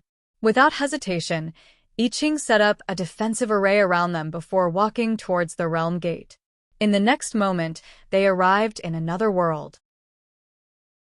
The darkness around them was even thicker, as if it had materialized and slid past them. It brought with it a bone-chilling sensation, and it was getting thicker and thicker, giving them the illusion that something was seeping into their bodies. Wait a minute. It wasn't an illusion. There really was something bone-chilling that was drilling into their bodies. Chef. Lone Moon reminded them loudly. The two of them flew on their swords at the same time, wanting to rush out, but that feeling was like a shadow following them. This darkness seemed endless, and no matter what they did, they could not get rid of it. Moreover, the divine power in their bodies seemed to be scattered by that bone-piercing cold. Up, Shunning suddenly said. The two of them paused and immediately changed their direction, heading straight up. As they went higher and higher, the darkness around them did indeed lighten a little.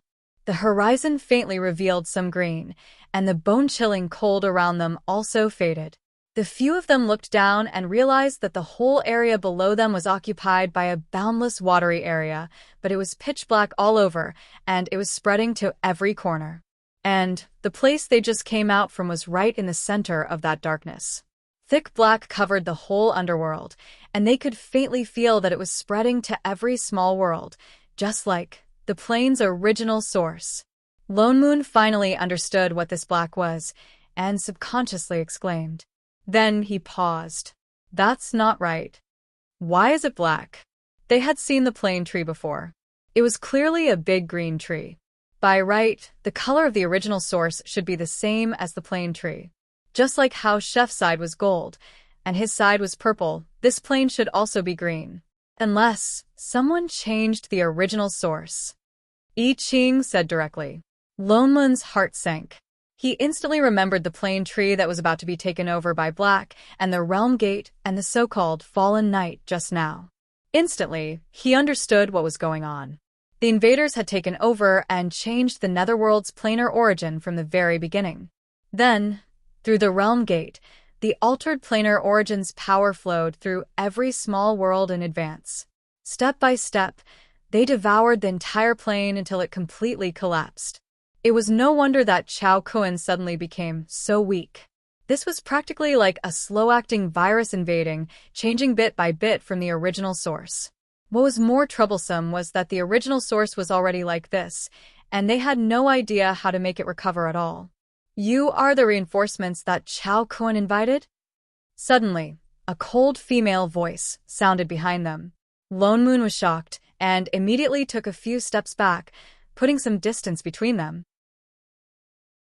Only then did he see that a person suddenly appeared behind him, her whole body surrounded by layers of black original source chi, with a cold and gloomy aura. From the figure, he could tell that it was a woman. More importantly, her body also had the aura of a manager, just that it was not very strong. You are the person who invaded this plane? Lone Moon's heart sank. Not daring to let his guard down, he directly summoned his long sword. Invasion. The woman suddenly began to laugh maniacally, looking at the few of them even more fiercely. Is that what Chao Kun told you? Humph, to me, you are the real invaders? Suddenly, she waved her hand, and the originally calm original source below began to surge, instantly turning into numerous streams of water that directly attacked them, as if thousands of invisible giant hands were attacking them. Lone Moon released his divine perception, and as he dodged the attacks around him, he waved his sword, intending to counterattack. Suddenly, his body froze.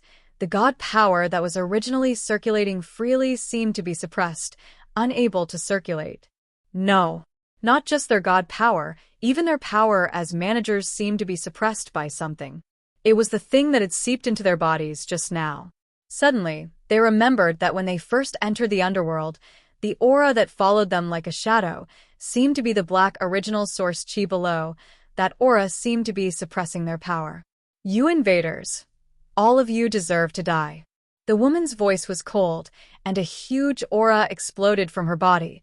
The original source below churned even more violently, directly forming a huge wave, looking like it was about to drown the few of them. Lone Moon gripped the sword in his hand tightly, turned back and reminded, the original source here can suppress our power, chef. Use your sword chi. I Ching nodded, directly releasing a sky full of sword chi. Countless sword lights appeared, forming an airtight net, just as the huge wave was about to be blocked. Suddenly, a white light flashed in front of them, a familiar figure cut through the void, appearing in front of the huge wave. With a backhand, he conjured a Dharma spell that they had never seen before. Suddenly, green light shone, directly dispersing the huge black wave. Chao Kun? Lone Moon hesitated. The person who came was manager Chao Kun, who had fainted under the plane tree previously. Quite timely. Chapter 6:21. My lords, are you alright? Chao Kun looked at the three of them anxiously after he destroyed the source. Lone Moon frowned and glanced at the worried Chao Kun. After a while, he nodded and said, "I'm fine." "That's good." He heaved a sigh of relief. Just as he was about to say something, the black source beneath him started to churn even more violently. Chao Kun. The eyes of the woman in black instantly turned red. She glared at Chao Kun, and the hatred in her eyes seemed to be overflowing. The black aura around her became thicker, and she directly rushed towards him. "You deserve to die." Chao Kun was shocked. He instinctively summoned a barrier in front of him. The green light bounced back, and the black around the woman dissipated a little. Chao Kun's expression darkened. He waved his sword at the woman and turned to the three of them. "Thank you for your help. I was able to find this intruder. This place is too dangerous. In order to avoid being affected by the polluted source, please return quickly." He looked at the woman anxiously and said, "Only I can completely purify the source of this plane. Leave the rest to me." The three of them exchanged a look but did not speak. "My lords, please leave quickly." Don't worry about me. Chao Kun continued in a low voice. "No matter what, I will protect my own plane." With that said, he did not wait for their reply. He charged out with his sword and fought with the black-robed woman. The two of them moved extremely fast. In an instant, only two shadows, one black and one green, were left in the air. Chao Kun was right. If they wanted this plane to recover, they had to restore the source to its original state. But the plane's source was the foundation of the plane. No one else could interfere with it. Only a spirit seed or a manager could change the source. Lone Moon and I Ching were managers of other planes. Not only could they not control the source here, it even suppressed their powers. So apart from Chao Kun himself, no one else could interfere. Of course, a cheat like Shunning was an exception. The two of them fought more and more intensely. Chao Kun was already injured. Now that he had lost control of the source, although he was not too badly injured, he was still at a disadvantage. However, this battle still had some effect. At the very least, circles of green origin chi appeared around his body. He was trying to restore this plane step by step, but such efforts were like a drop in the bucket for the origin that had been completely dyed black. After a short while, Chao Kun could no longer hold on. "Master, I Ching turned to look at Shunning and spoke hesitantly. "Leave or stay?" Lone Moon nudged Shunning and asked, "Aren't we going to help?" Shunning took a few bites of her fruit and said slowly, "There's no hurry." Lone Moon and Chef exchanged a look. They seemed to have thought of something. Their eyes narrowed, but they did not move. Seeing that Chao Kun was unable to hold on any longer, even his body was becoming unstable. He gritted his teeth and circulated the origin energy he had converted with great difficulty to block the attacks. He cried out with a pained expression, "Just who are you? Why are you doing this? Do you know how many living beings in this world will die because of the conversion of the origin energy?" Ha ha ha ha. The woman suddenly laughed maniacally. The madness in her eyes deepened, and the deep hatred seemed to solidify. "Chao Kun, these words coming from your mouth are practically sarcastic. Don't you know best why I'm like this?" Chao Kun faltered. After a while, he seemed to suddenly remember something. His eyes widened. You're Mu Xiang." Why? "Now you're pretending not to know me?" The woman laughed coldly. Chao Kun faltered, and then shook his head. "Impossible. How could you open the plane door?" "Humph. You think that by sealing the plane no one can enter? So before this, someone helped you invade." Chao Kun's expression changed. He looked at the woman even more pained. "I never thought that you would be the one who changed the source." Why? "You were once a member of this plane. Now you want to join forces with other invaders to destroy this plane?" Why? "Of course it's to kill you." The darkness around the woman became even thicker. The darkness below also surged even more. "As long as I can kill you, you scum, I'm willing to pay any price." Chao Kun's expression darkened. He looked at the other party with a pained expression. "Everything I've done is to protect this plane for the 3,000 worlds for the living beings in this world. Since you've already been banished from this plane, You shouldn't have invaded this place. This plane has nothing to do with you anymore. Who says it has nothing to do with me? The woman called Mu Xiang became even angrier. I've already returned. Don't think that you'll have an easy time. Just who should be banished. Chao Kun, do you really need me to remind you who is the real Mu Xiang? Chao Kun frowned. He cut her off with a serious expression. I didn't expect that after so long. You're still so stubborn. For your own selfish desires, you can abandon the tens of thousands of living beings in this plane. Shut up. Mu Xiang's expression changed. She seemed to have thought of something that she hated. She was so hateful that her entire body started trembling. Her eyes seemed to be spitting fire. All of this is caused by you. It's you. Chao Kun, you deserve to die. With that said, she seemed to be unable to bear it anymore. She directly rushed over without a care. Chao Kun closed his eyes and took a deep breath. No matter who helped you come back, even if I have to risk my life today, I won't let you harm this plane again. With that said, his body flashed with green light, and he also rushed over. The two of them fought again. But compared to before, Mu Xiang's attacks were even more ferocious. She was simply fighting with no regard for her life. She seemed to have been provoked by something. Every attack was a desperate attack. It was as if she wanted to kill the other party even at the risk of getting injured. I Ching frowned. This kind of fighting style was a little too impatient. It gave the opponent a chance to breathe. On the other hand, Chao Kun fought very calmly from beginning to end. The green light around his body also became brighter and brighter. Even the center of the original source that stretched as far as the eye could see slowly emitted spots of green light and slowly pushed forward in all directions. But this speed was still too slow. Chao Kun would eventually run out of energy.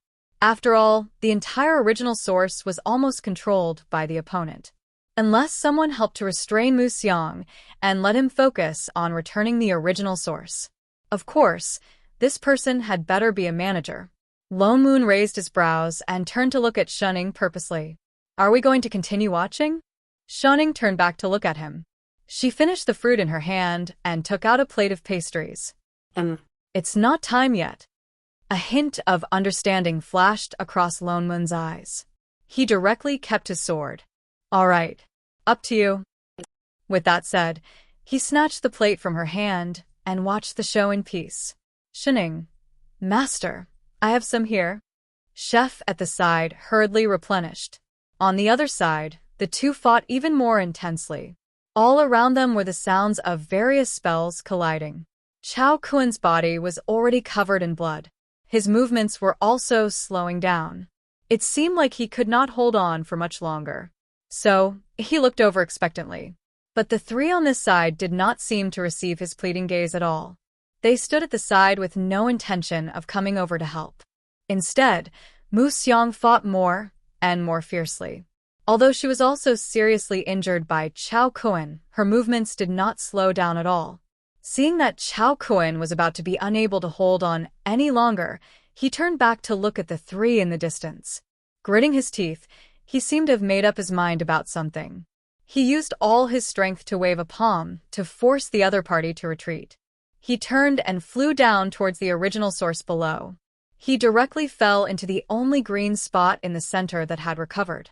Almost at the instant he landed, he directly threw out a Dharma artifact and began to conjure a spell.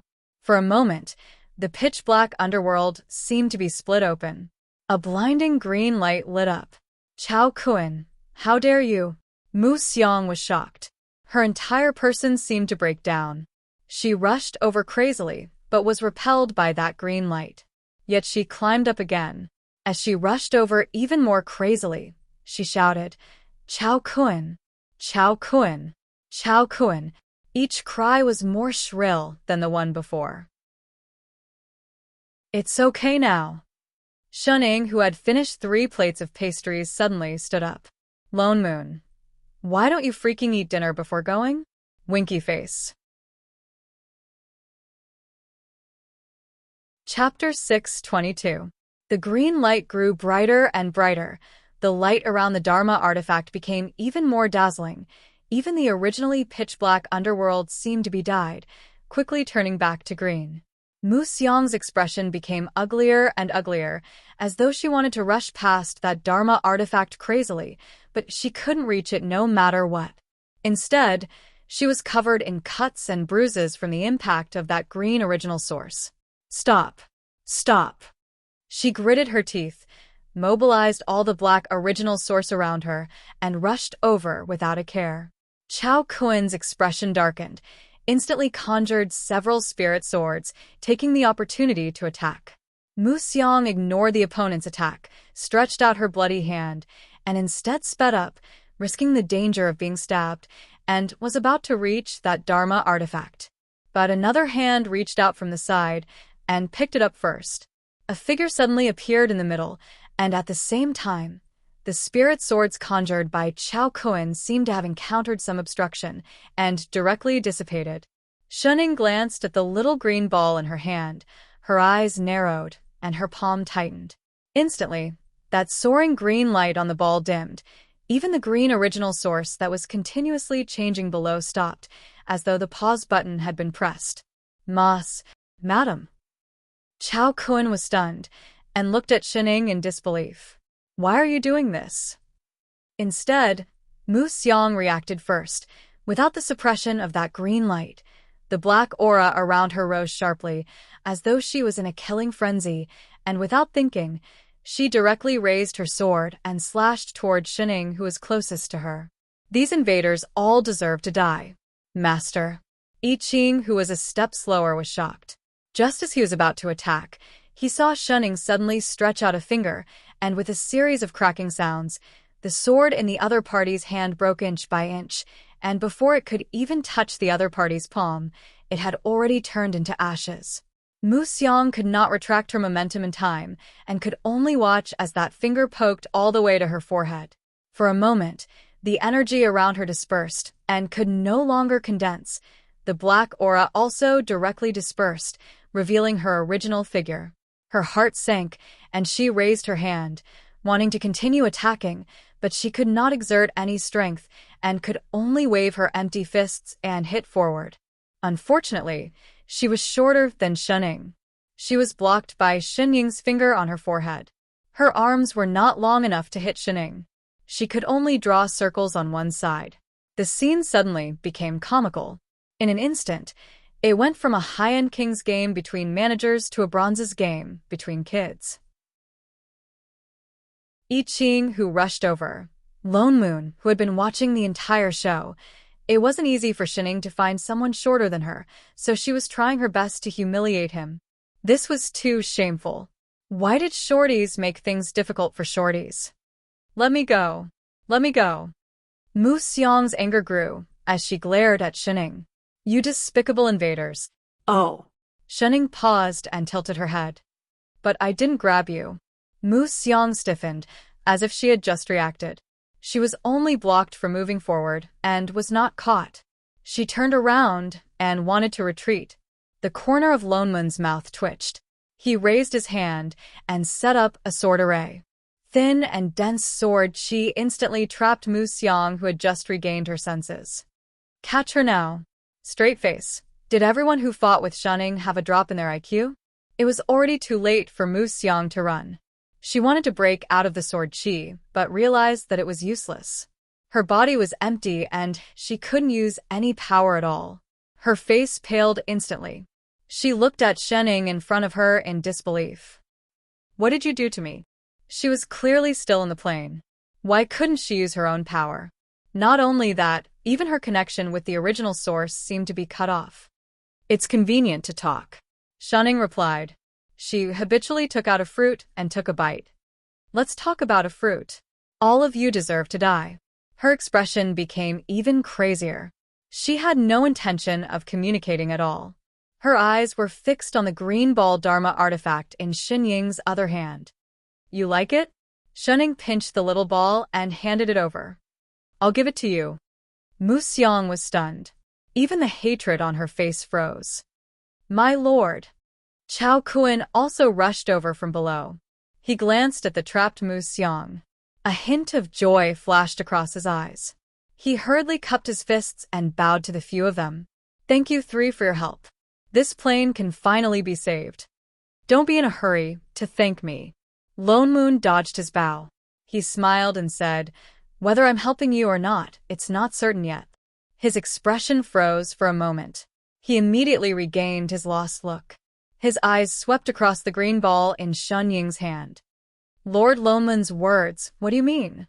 We just feel that you seem to have some things that you haven't explained to us clearly.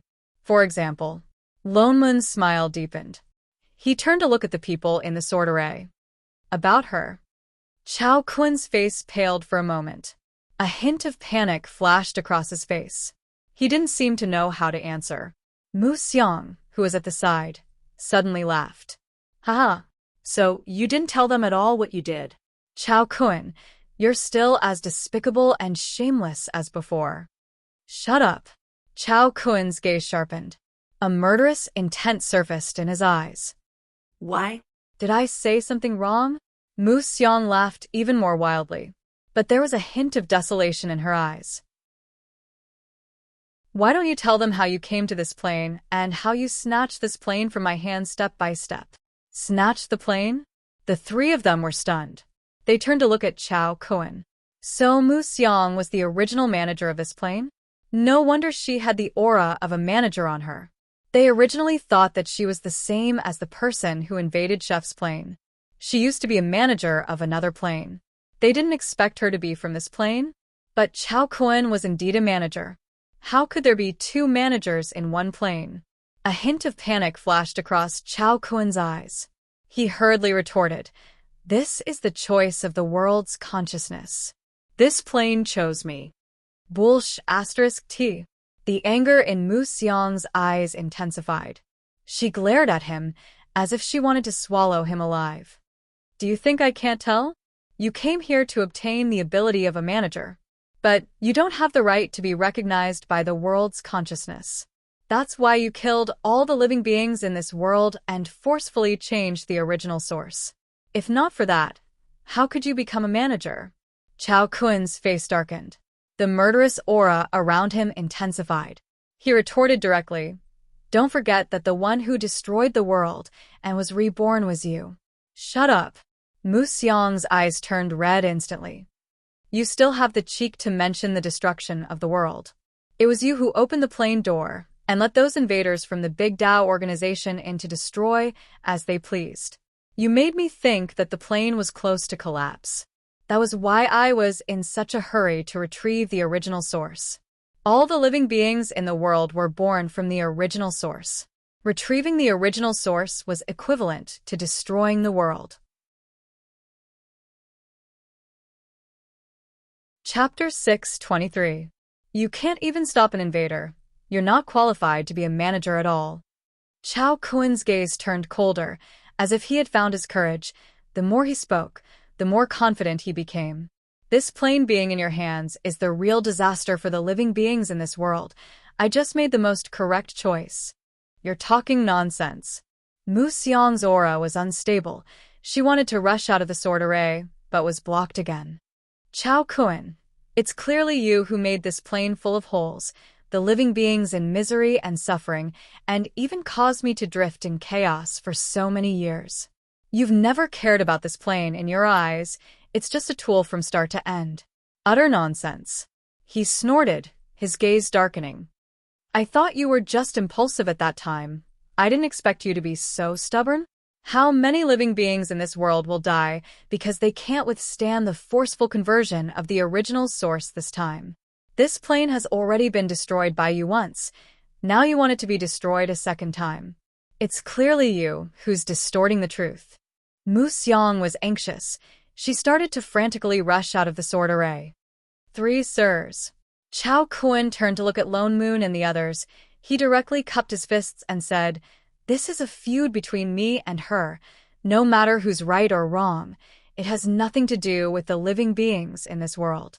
I can stop being a manager, but I definitely can't let her continue to convert the original source. I hope that the 3 of you will not fall into her trap on the account of these living beings.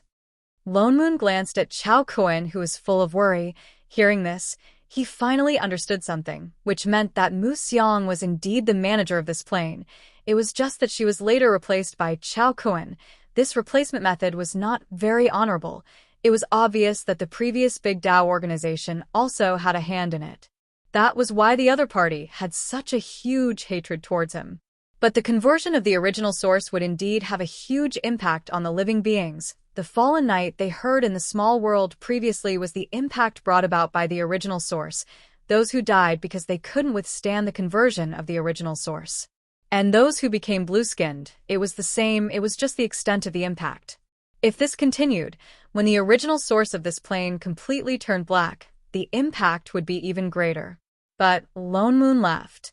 It had to be said that Chao Kun was a very smart person, even if the secret of his plot to seize the plane was discovered. He also knew what was best for him. Just look at what he was saying now. He was worried about the survival of the plane, worried about the living beings of the world, and said such righteous words. He acted like a manager who was willing to compromise for the sake of the overall situation and quietly put a big hat on them of plunging lives into misery and suffering. The possibility of them changing sides had been completely blocked. He could not help but turn back to look at the people in the sword formation. Mu Xiang's eyes turned even redder, but she could not resist at all. A trace of despair appeared on his face, and he glared at them fiercely. Humph. If you want to kill me, then kill me. As long as I have a wisp of remnant soul, I won't let you off. My lord, if we let her, we're not interested in your trivial matters. He narrowed his eyes and scanned him from head to toe. Why don't you explain to us how you woke up so coincidentally after we entered the underworld? Chao Kun's expression changed. Why can't you say it? Lone Moon laughed coldly. Why don't I say it? You knew from the start that she was the one who invaded. You also knew that she was changing her original source. It's just that the underworld was sealed, and you couldn't enter at all. You could only find someone capable enough to enter, so you came to us. You used us to open the realm gate, and then reaped the benefits. My lord, I'm not. He panicked and hurriedly explained. I really didn't mean to use you. Everything I said is true. She wasn't the only one who invaded this plane. I really couldn't deal with her, so I came to you. Is that so? Lone Moon's smile deepened. Then you mean to say that you knew the situation, but deliberately used us to be cannon fodder to scout the way? Wait until you were sure it was safe before coming out? No, my lord, I really did it for the plane. What does your plane have to do with me? Humph. Playing moral blackmail with him depended on whether they were willing or not. Chao Kun's face turned even paler. He could not find any words to refute. Mu Xiang, who was at the side, laughed out loud. Haha, admit it, Chao Kun. You've always been such a despicable person. In order to achieve your goals, you'll do anything. You. Chao Kun's face turned even uglier. He was stuck and could not say a word. After a while, he looked at Shining frantically and said, My lord, please believe me. I didn't mean to use you. Shining tilted her head. After a while, she replied, Oh. What did oh mean? Shining ignored him. She took a step forward and looked at the person in the sword array. Come, let's finish talking about a fruit. With that said, she took a bite of the fruit and continued. Can you tell me, who sent you back to this plane? Who is he? Mu Xiang was stunned for a moment. She subconsciously said, Why should I tell you? Because we won't interfere in the matter between you and Chao Kun. Lone Moon directly interrupted. My lord. Chao Kun's expression changed. All right. Something flashed in Mu Xiang's eyes. She sized her up and hesitated for a while before saying, I don't know who that person is. But he was indeed the one who opened the sealed plane and helped me come back. What does that person look like? I don't know. She shook her head. His ability far exceeds that of a manager. I couldn't see his face at all. He just suddenly appeared in the chaos. He said that he would help me seek justice. Then he sent me back here. And then, after he told me how to change the original source, he disappeared. She seemed to think of something she could not understand. She frowned and said, I never saw him again after that. I see. Shun Ying's eyes narrowed. She took a step forward and directly stuffed the little green ball in her hand into her hand. Thank you. Mu Xiang was stunned. Her eyes widened. She looked at the green ball in her hand in disbelief. You, my lord. Chao Kun's face turned pale instantly. Shuning did not stop. She directly turned and opened the plane gate. As she walked, she said, I'm so hungry. Chef, Father Nyo is going home to eat. Yes, master. No problem, master. Lone Moon glanced at the two of them. He also directly followed in. The moment the plane gate closed, they could still faintly hear the sounds of fighting coming from behind. But this time, Chao Kun was probably dead. Chao Kun. It's time to settle the grudge of the plane. Chapter 6:24. Is this considered interfering or not? Lone Moon couldn't help but ask once they returned to the divine realm.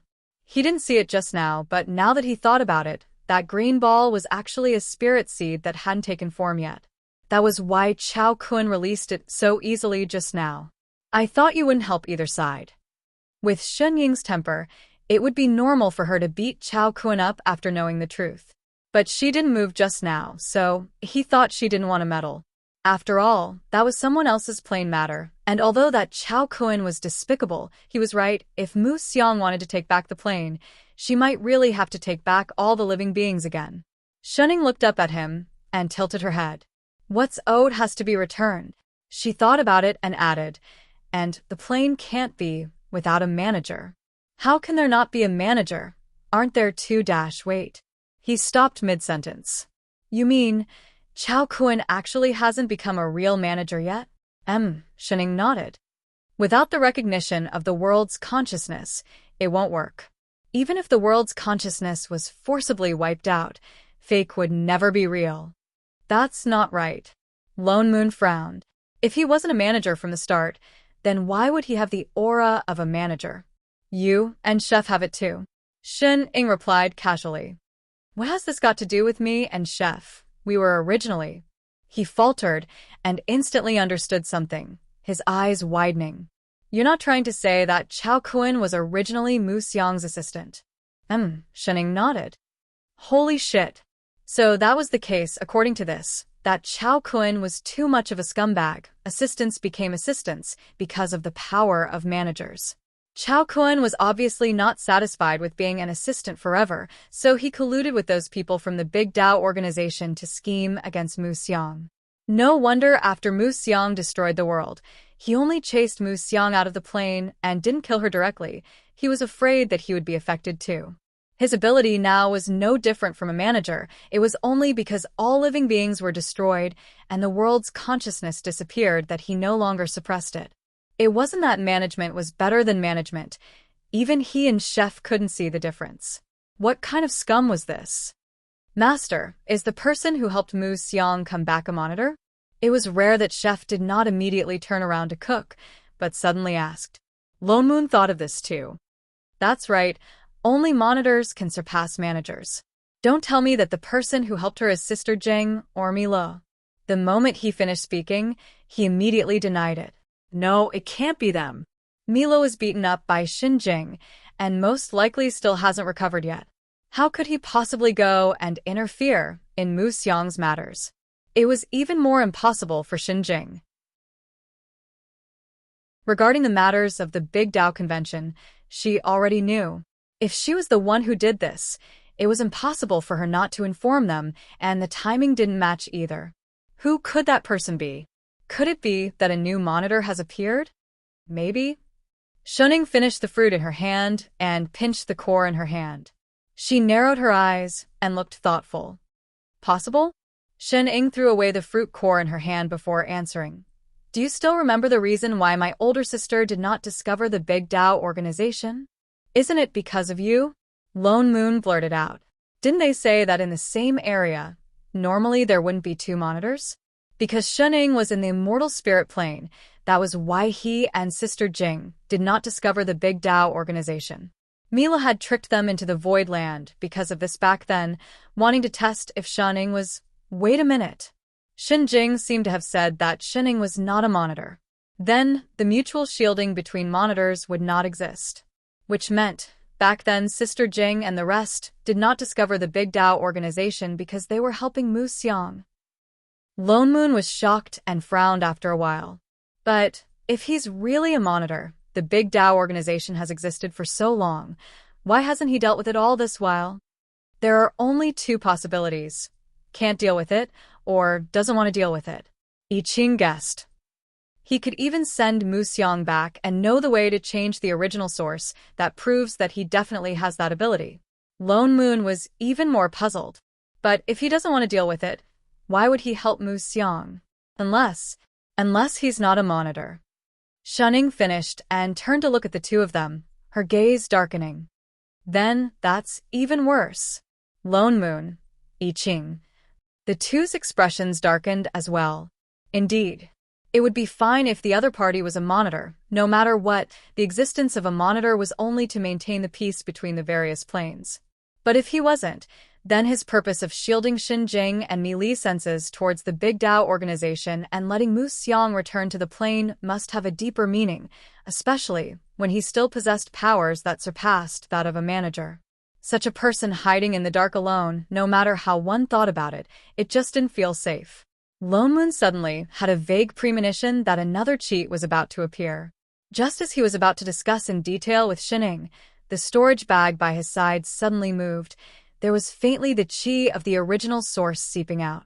He paused and thought of something, then hurriedly took out a communication talisman and transmitted a bit of immortal chi into it. Shorty?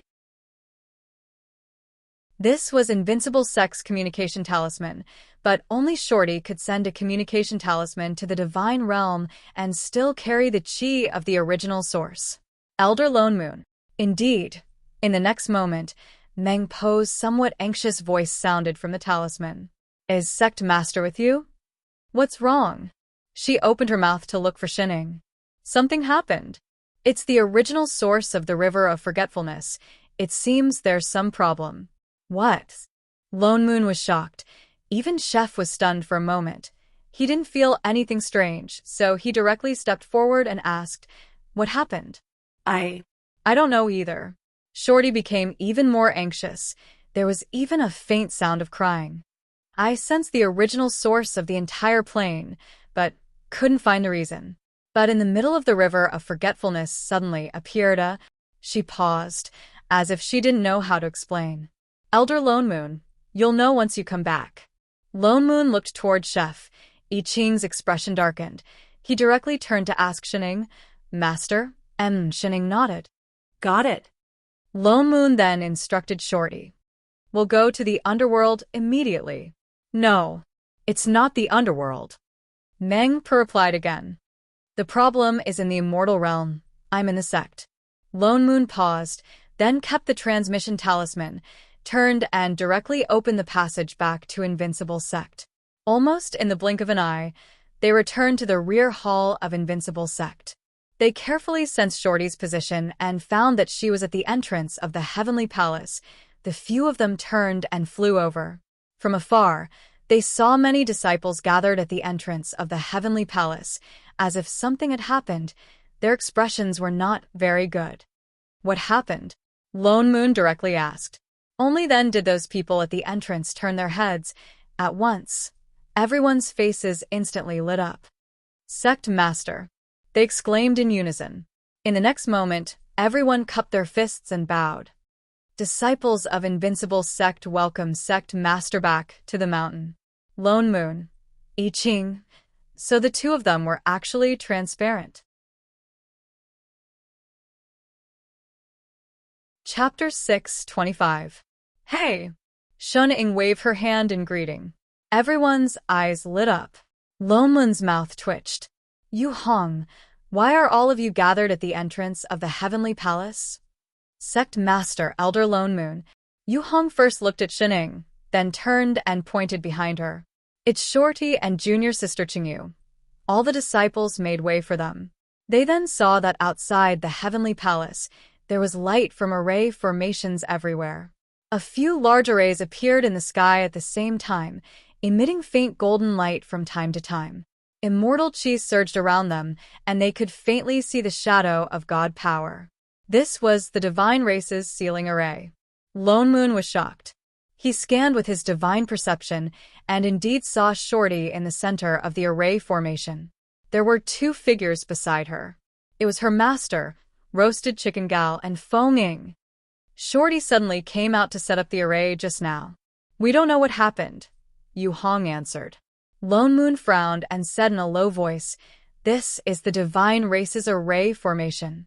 You can't get too close. Hurry and bring all the disciples back to the sect." Divine race? Yu Hong was shocked, but she did not ask further. She just looked at Shunning hesitantly. "Sect Master? Don't worry, we won't leave for now." "Yes." Yu Hong was delighted. Then, she turned around and beckoned the reluctant disciples to leave to return. Shorty is in the eye of the array. Lone Moon carefully looked at the array formation in the sky. He found the direction to enter and then turned back to say, "Let's go over." With that said, the three of them flew over. In a moment, they flew past the golden light and reached the center. When they reached the eye of the array, they realized that Roasted Chicken Gal seemed to be injured. Foaming was carrying her and standing behind Shorty. The two of them were surrounded by a green protective circle that looked like a code. Ding. "Welcome, Big Boss." The first to notice them was not Shorty but the parenting system on Feng Ying. Even Feng Ying's body swayed. Perhaps because he was still carrying someone in his arms, the system did not make him kneel down directly. "Sect Master." Shorty was overjoyed. She then stopped the array formation in her hands and walked quickly to welcome them. "You're finally back." "Hey, Shorty." Shunning waved her hand. Lone Moon landed first and asked anxiously, "What exactly happened?" "Big Boss." Feng Ying also rushed over with a person in his arms. He looked at Shunning anxiously and said, "Can you save Qingyu quickly?" She suddenly fainted. Even the system could not find the problem. "As long as you save her, I can't do." "What happened to Roasted Chicken Gal?" Lone Moon frowned. "Shorty's forgetfulness." Shorty's expression darkened. She turned her head and pointed to a spot below. "The river of forgetfulness in the immortal realm suddenly has a problem." The three of them looked in the direction she was pointing and subconsciously activated the power of the manager. Almost instantly, the ethereal scene before them changed. Suddenly, a golden river appeared. This was a part of the river of forgetfulness in the immortal realm. The array that Shorty had just set up had sealed off one of the areas, and in the middle of that area, there was a very obvious black spot, as if there was a hole in the bottom of the river. "What is this?" Lone Moon was stunned. Why would a hole suddenly appear in the river of forgetfulness? "I'm not sure." Shorty shook her head. "I only sense the sudden appearance of this hole. And there seemed to be a soul missing from the river. Master happened to pass by, and her soul was almost sucked into the hole. I stabilized her primordial spirit, but she never woke up." Lone Moon glanced at the black hole in the river, then turned to I Ching at the side. "Chef, hurry, and take a look at Roasted Chicken Gal. What's going on?" Chef was the manager of this plane. Only he could tell what the problem was. I Ching took 2 steps forward. He put a finger on Qingyu's forehead and sensed carefully. His expression darkened. Suddenly, he conjured a seal with both hands and left a mark on her forehead. Then, he turned and grabbed at the black hole in the river of forgetfulness. He seemed to be grabbing something. In the next moment, a white light shot up from below and entered Qingyu's forehead. Roasted Chicken Gal, who was originally lifeless, heaved a sigh of relief. The stagnant life force in her body began to flow again. Her complexion slowly turned better. Little you. Little you. Feng Ying was overjoyed. "Feng Ying?" Roasted Chicken Gal opened her eyes in confusion. She paused for a moment. Then, she fixed her gaze on Shunning. Her eyes widened. "Little Ying, you're back." With that said, she pushed the man beside her away without hesitation and hugged Shunning. Lone Moon, I Ching, Feng Ying. Indeed, in the eyes of die-hard fans, everyone else was transparent. "Chef." Lone Moon turned to look at I Ching. What you just called back from the hole was roasted chicken gal's soul power. I Ching nodded. He glanced at the black hole below. His expression darkened. Fortunately, it didn't go far. Soul power determined the strength of one's soul. Although losing soul power would not cause one's soul to dissipate, it would cause one to fall into an eternal slumber.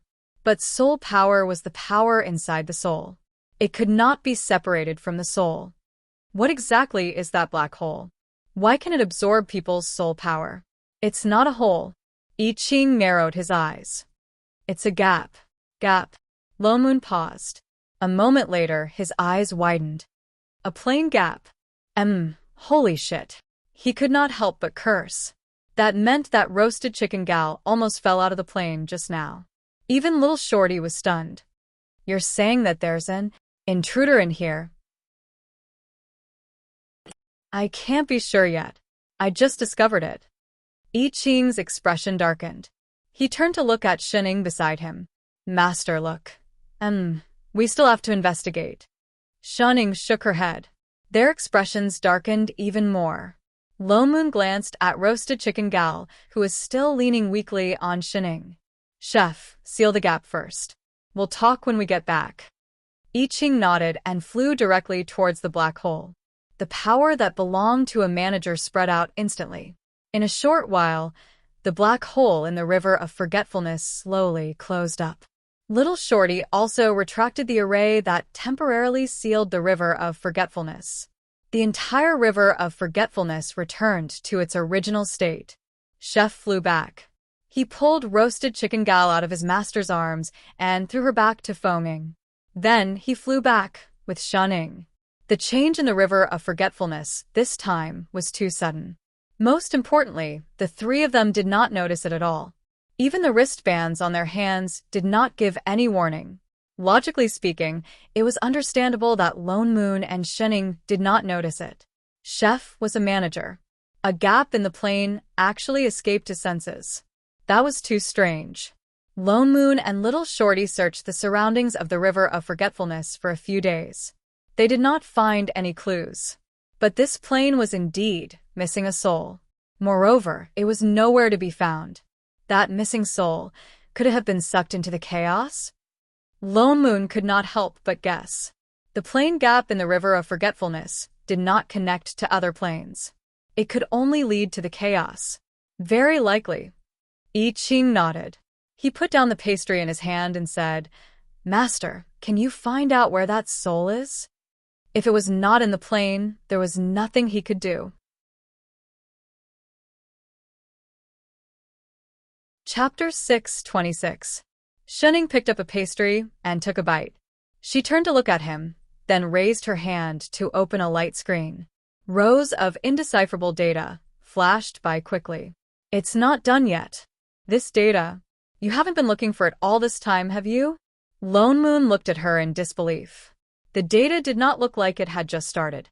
He could not help but reach out to touch her forehead. You don't have a fever, do you? She was actually taking the initiative to help. Did she run away from home because of laziness? Shining. Son of a B****T. The area of the chaos is too big. It's not easy to find the lost soul. Shining said casually. As long as the soul doesn't go far, we should be able to find it. Lone Moon thought of the soul power of roasted chicken gal that Chef had summoned back. He was instantly relieved. If the missing soul really fell into the plane gap by accident, it should not have gone far. It was good enough that they could find it. Then we can only wait now. Lone Moon heaved a sigh of relief. He snatched a pastry and threw it into his mouth. But Chef, you'd better check how the plane gap appeared. And it just happened to appear in the river of forgetfulness. It would be fine if it was just a coincidence. But if it was an invasion, then this matter was probably not over. I Ching thought of this as well. Frowning, he seemed to have thought of something and was just about to speak. Just as he was about to speak, Yu Hong suddenly walked in. Sect Master, Immortal Yu Shui under Emperor Biao Ting of Qing Zhe Continent wishes to see you. She cupped her fists and reported. Who? The three of them paused. Yu Hong paused, then corrected herself. It's Immortal Yu Shui under Emperor Biao who wishes to see you. Oh, little Biao. The three of them suddenly realized. They had heard so many nicknames. They were not used to hearing his real name suddenly. Yes. Yu Hong nodded. In the days that Sect Master and the two elders were away, he came here every day. He has been waiting for Sect Master for many days. What does little Biao want? Lone Moon asked. He even sent someone over. No, not Emperor Biao. Yu Hong shook her head and said, It's Yu Shui who wants to see Sect Master. In the 3,000 years that Elder Lone Moon and Sect Master left, it came here many times. It just so happened that it missed its chance. Yu Shui. Lone Moon frowned. Did they know such a person? Forget it, call him in. Yes. Only then did Yu Hong turn around and walk out. Not long after, she came back with two people who were dressed in white and wrapped up like cotton candy. The one in front looked older and slightly plump. He seemed to be a little excited and walked very quickly. Raising his head to look at the three people in the courtyard, his eyes immediately widened and reddened. Then he ran over. Great Immortal. He was running in a hurry and didn't stop properly. He fell down with a plop and rolled all the way over like a snowball. With a bang, he hit the stone table. This bow was a little too much, yet he acted as if nothing had happened. He reached out and hugged Xinying's leg, crying and sniveling. Great Immortal, that's great. I didn't think that I would be able to see you again in my lifetime. The heavens really have eyes. Sob, sob, sob. Who are you? Xinying tilted her head. I Ching's expression darkened. He directly pulled the white ball off his master's leg. Speak properly. Is my master's leg someone you can hug? It's me, it's me. Great Immortal. Yu Shui was stunned. He pointed to his face anxiously and said, I'm a rabbit that eats grass. Rabbit? The three of them were stunned. Wasn't Rabbit teaching in Purple Night Palace? Yu Shui looked back and forth at the three of them. Seeing that everyone still looked confused, he became even more anxious. Suddenly, as if he thought of something, he clapped his hands and said, That's right. Great Immortal has never seen me like this. With that said, he directly conjured a seal on himself. In the next moment, with a puff, his originally simple and honest face changed into a huge rabbit's head. There were even two big furry ears on his head. Rabbit. Lone Moon and I Ching were shocked. Only then did they recognize him. Wasn't this the demon monarch rabbit that helped build the house in the realm of three purities? So it had a name? Oh, the one that gives carrots. Xinying also remembered. Yes, yes, yes. Rabbit was overjoyed. He hurriedly nodded his head vigorously, shaking the ears on his head. I'm the rabbit that gives carrots. You've ascended. Lone Moon looked him up and down. You're already a Stygian Immortal. When did that happen? It's been thousands of years since I ascended. It's all thanks to those demon cores that Great Immortal left for me. Rabbit answered somewhat excitedly. But I'm a demon immortal, and I ascended to Qingzhe continent. That's why I didn't know that Great Immortal was also in the upper realm. Later, I heard the Emperor mention Invincible Sect, so I came looking for you.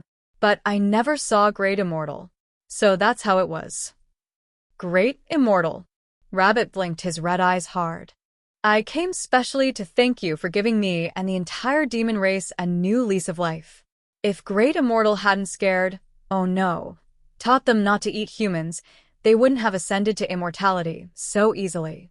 Rabbit was the first demon immortal to ascend to immortality in the entire upper realm. You're very thoughtful. Lone Moon patted his shoulder. What a good rabbit. After so many years, it still remembered what happened back then. And the 10 Directions continent of the immortal realm was so big. It was not easy for it to find its way here. He is... Lone Moon looked up at the man beside Rabbit.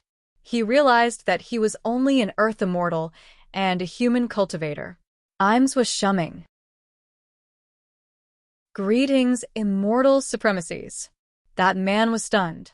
He bowed respectfully to the few of them. He's an earth immortal who just ascended. Rabbit scratched his head and said somewhat embarrassedly, Celestial Emperor Biao has some immortal fate with him. I was ordered to bring him to the Heavenly Palace. I happened to receive a message from Little Red on the way. I knew that Great Immortal had returned and rushed over. That's why I brought him along. Lone Moon glanced at him, not paying much attention. Great Immortal. Rabbit looked at Shining hesitantly. Why don't you join Invincible Sect too? Rabbit rubbed his hands and said anxiously, I've mentioned this to Little Red many times, but she said that she had to ask you first. I'm really useful. I can grow carrots. The three of them. That's really an amazing skill. No need. Lone Moon rejected directly. He was a demon immortal. Cultivating on the demon immortal continent was the most beneficial to him. You're doing well in Qingzhe continent. Why do you have to move here? What's more, raising a rabbit required money too, alright? Great Immortal is right. Rabbit's ears drooped instantly. He subconsciously muttered, There's still an immortal stone mine in my cave abode. It's really troublesome to move. Then you'd better move here. Move tomorrow. Lone Moon immediately changed his words. Huh? Rabbit. Shining. I Ching. Why didn't you say you were a rabbit with immortal stones? 3. Chapter 6:27. Really? Rabbit was overjoyed. Even his ears straightened, his eyes shining as he looked at Lone Moon. Of course. Lone Moon nodded, smiling kindly as he patted his shoulder. We're considered old friends. There's no need to stand on ceremony. If you can't move it, I'll send a few more disciples to help you. All right. Thank you, Great Immortal. No, Sect Master. Rabbit bowed excitedly. Then I'll go back and pack my things now. He turned and was about to leave. When he saw the person behind him, he paused, as if just remembering that he had a mission. But don't worry, I'll just inform Little Biao. Lone Moon glanced at the Earth Immortal beside him and said, This, fellow Immortal Zhua, it's not convenient for Rabbit now. Why don't I send someone else to send you to Qingzhe Heavenly Palace? That Earth Immortal was easy to talk to. He hurriedly replied respectfully, Thank you, Supremacy. Lone Moon then turned to Yu Hong and instructed, Yu Hong, personally send fellow Immortal Zhua to Little Biao to explain the situation. After you come back, send a few disciples to help Rabbit move. It's best if they're good at earth element sorcery. Yes, Elder. Yu Hong answered. With that said, Lone Moon raised his hand and set up a teleportation array that led straight to Little Biao's old nest. Almost instantly, a white circular array appeared beside him. Perhaps it was the first time he saw a teleportation array in the immortal realm, so Shuming looked at it curiously and thanked Lone Moon again. Thank you, Supremacy. Then he turned and walked towards the array excitedly, standing properly in the array. Yu Hong was just about to follow, when her expression suddenly changed. Her eyes widened as she looked at the person in the array, exclaiming, Elder Lone Moon. Lone Moon subconsciously turned back, only to realize that the enemy had suddenly changed. The array clearly had not been activated, but Zhua Shuming's body seemed to be scattering fluorescent light. Spots of white light suddenly appeared. No. Not his body, his entire body was glowing. The light dissipated very quickly. Even his figure became fainter. Zhua Shuming also looked confused, as if he did not know what was happening at all, his expression still full of curiosity. This is the teleportation of the immortal realm dash. Before he finished speaking, he was about to disappear completely. Chef. In a flash, I Ching appeared in the array. Just as he was about to reach out to grab Zhua Shuming, he was a step too late. Zhua Shuming had already disappeared completely, leaving behind an unactivated formation, as if it had never existed in the first place. Rabbit was also dumbfounded as he stared at the spot where the man had disappeared. What happened to fellow Immortal Zhua? What kind of spell was that? Lone Moon and Chef's faces darkened. No, that wasn't a spell. They didn't sense any aura of a spell at all. That person just disappeared into thin air. Even Chef, who was the manager, could not stop him. I Ching conjured a seal with both hands and used his sorcery to track the other party's aura. A moment later, he paused. He is no longer in the immortal realm. Ah, Rabbit was stunned. If he wasn't in the celestial realm, could he be in the mortal realm? But didn't he just ascend? Lone Moon and I Ching's faces darkened. Lone Moon turned to the two people behind him and said, "Yu Hong, bring Rabbit down first and arrange for the disciples to help him move. I will explain to little Biao about that earth immortal just now." "Yes, Elder." "Oh." all right. Although Rabbit was still full of questions, he obediently followed Yu Hong down. It was only after the two of them had left that Lone Moon and I Ching turned to look at the person at the table. "Shining, what does the warning mean? Why was there someone that even Chef could not catch?" As soon as he finished speaking, his eyes widened. That Earth Immortal just now couldn't be an invader, could he? It might have nothing to do with him. Shining shook her head. Then how did he suddenly disappear? Where did he go? "I just tracked the data of the moment he disappeared." Shining glanced at the light screen and tapped on it. After looking at it carefully for a while, she said, "Chef was right. He went back to the lower realm." Just that they did not know which small world it was. How is that possible? The two of them were shocked. I Ching stepped forward and said, "Master, I did not sense the opening of the realm gate." How did the other party directly go down to the lower realm without going through the realm gate? It's not just back to the lower realm. Shining pointed at the data on the light screen and said, "In that instant, all his data and attributes were reduced by more than 50%. Reduced data. Lone Moon paused and immediately reacted. "You mean his cultivation has regressed? 50%. That meant that he had fallen from at least an Earth Immortal back to the nascent soul stage." "Yes, and it's within the normal range of his vital signs." That meant that he was not injured. Although the heavenly Tao would suppress part of one's cultivation in the lower realm, that was only suppression, not a direct drop. Apart from serious injuries, under what circumstances could a person's cultivation fall by half? Wait, regressed? Lone Moon thought of something and turned to look at Shining. He rewound. There was such an example. Didn't Chef rewind to become immortal back then? You can say that. Shining thought about it and added, "It's just that in that instant, there were other data anomalies. So he was not the only one who rewound. It could be everyone in the small world he was in." Huh? Lone Moon paused. "What do you mean?" "That is." Xin Ying's eyes narrowed. "That small world's time has been rewound. That was possible. Apart from the managers and the ancient gods of creation, nobody else could reverse time. Shorty was the only ancient god left here. She would not do something like this for no reason. That meant that the person who reversed time was Intruder," Chef said directly. Lone Moon instantly thought of the hole that suddenly appeared on the river of forgetfulness. He could not help but curse.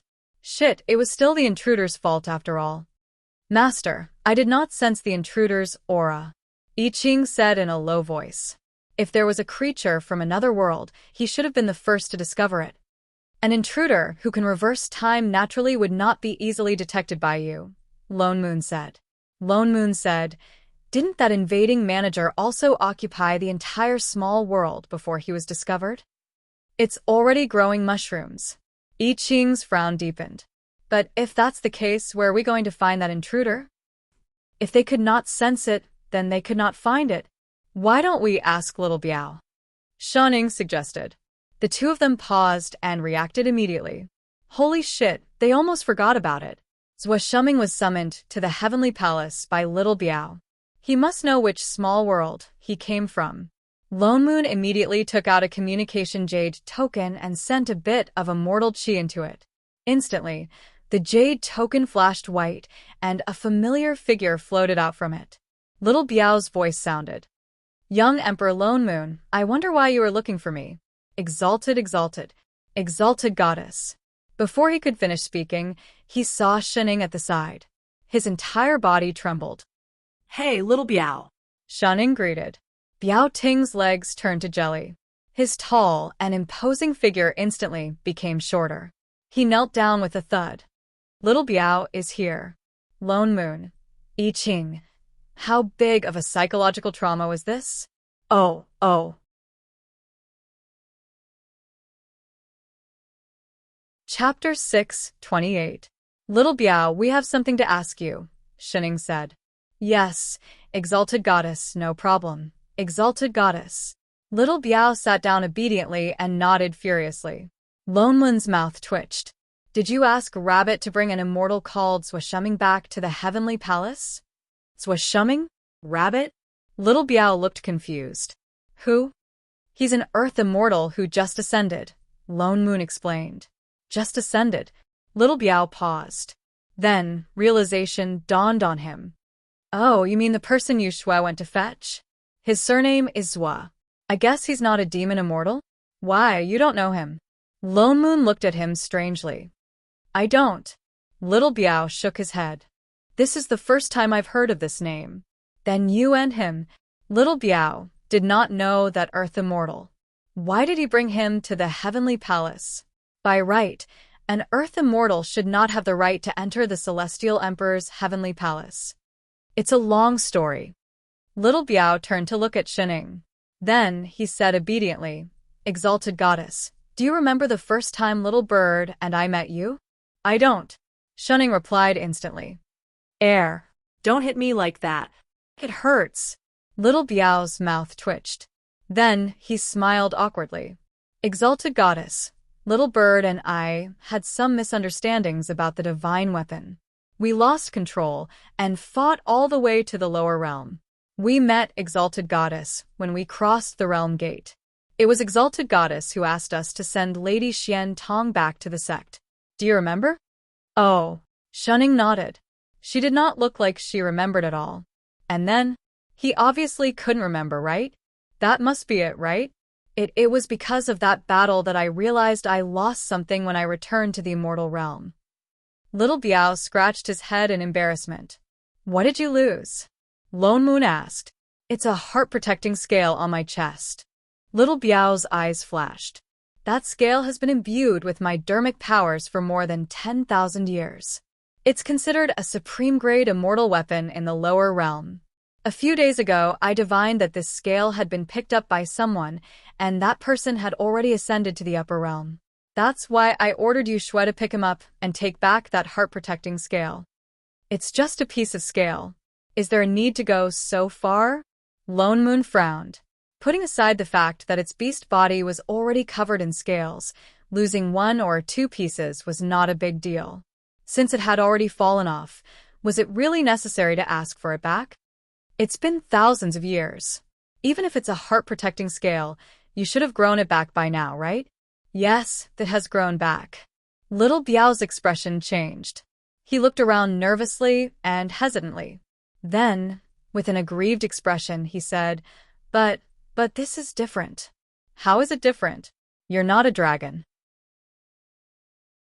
How can you have a long reverse scale?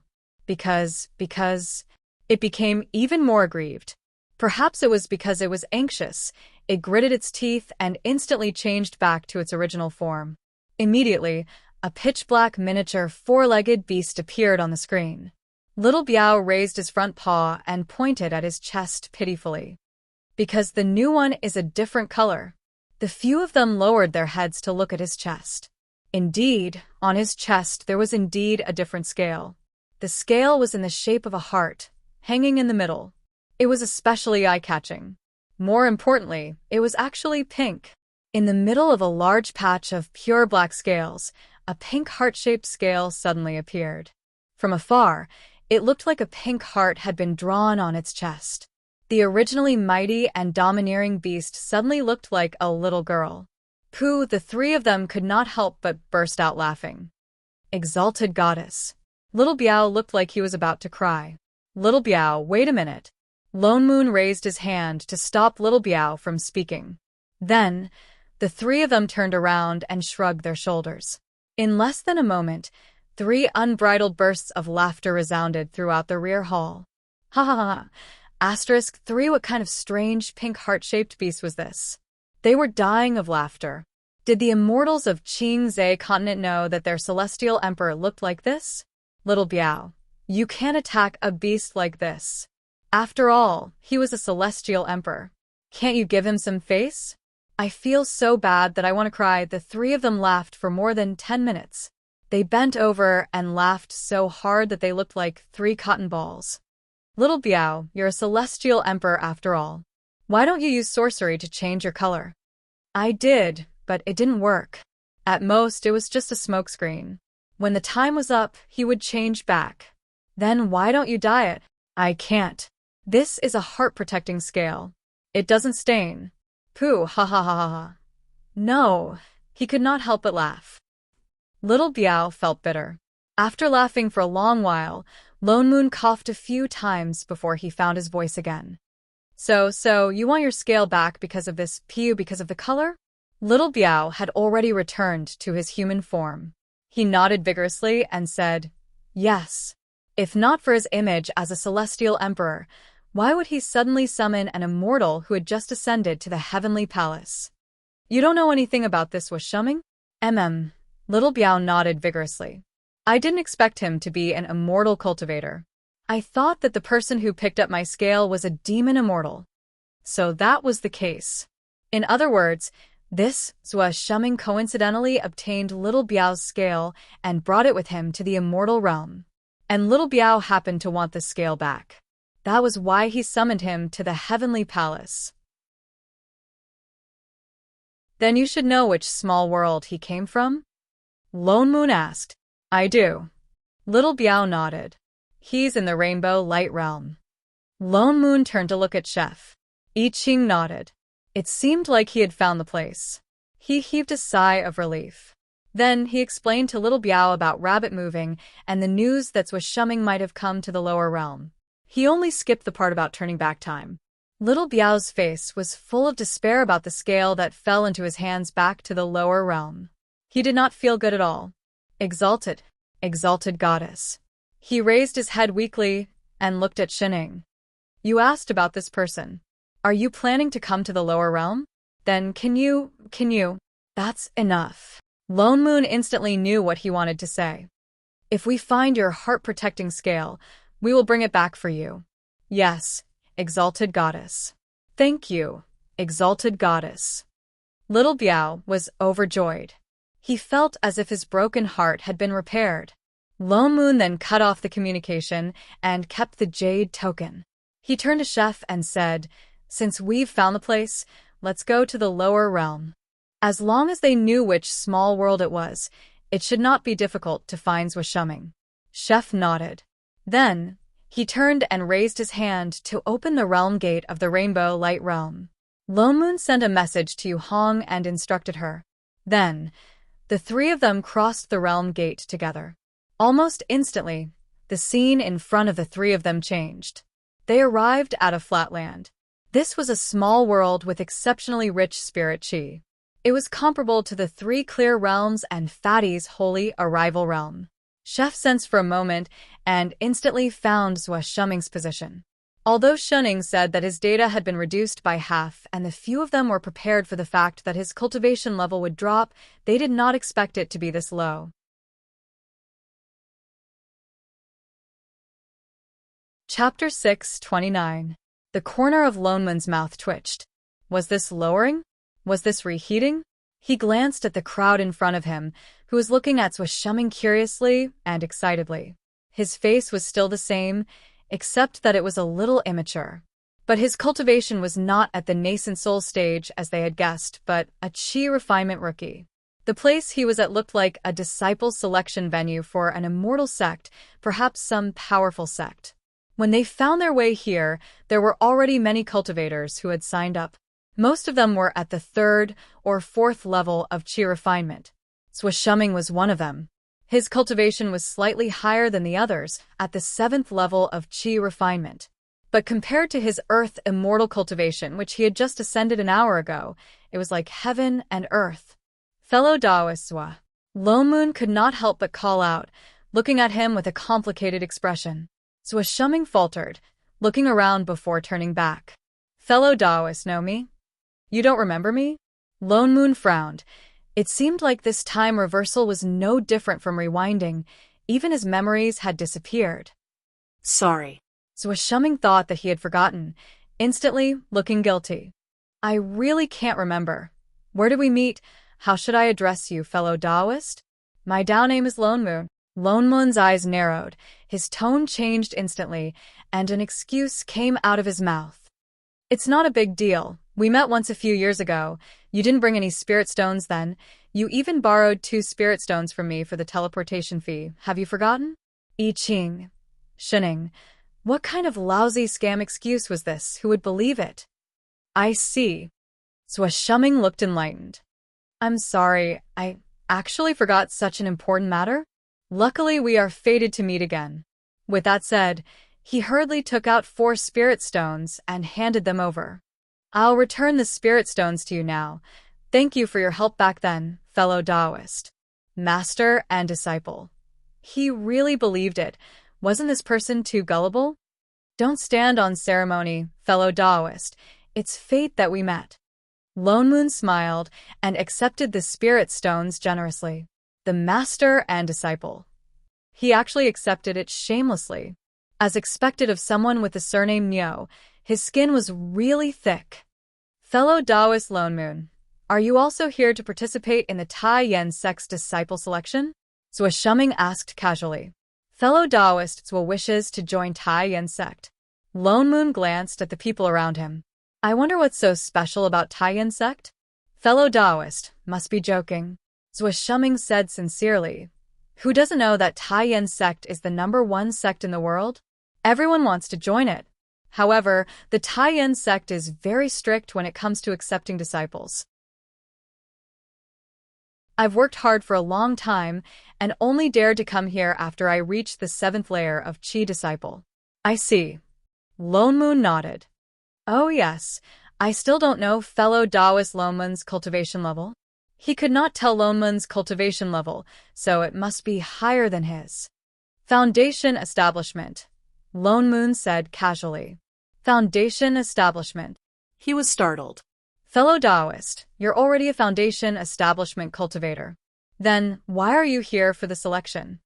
He hurriedly pointed to a courtyard not far away and said anxiously, Fellow Taoist, you must have come to the wrong place. That's where the foundation establishment cultivators are selected.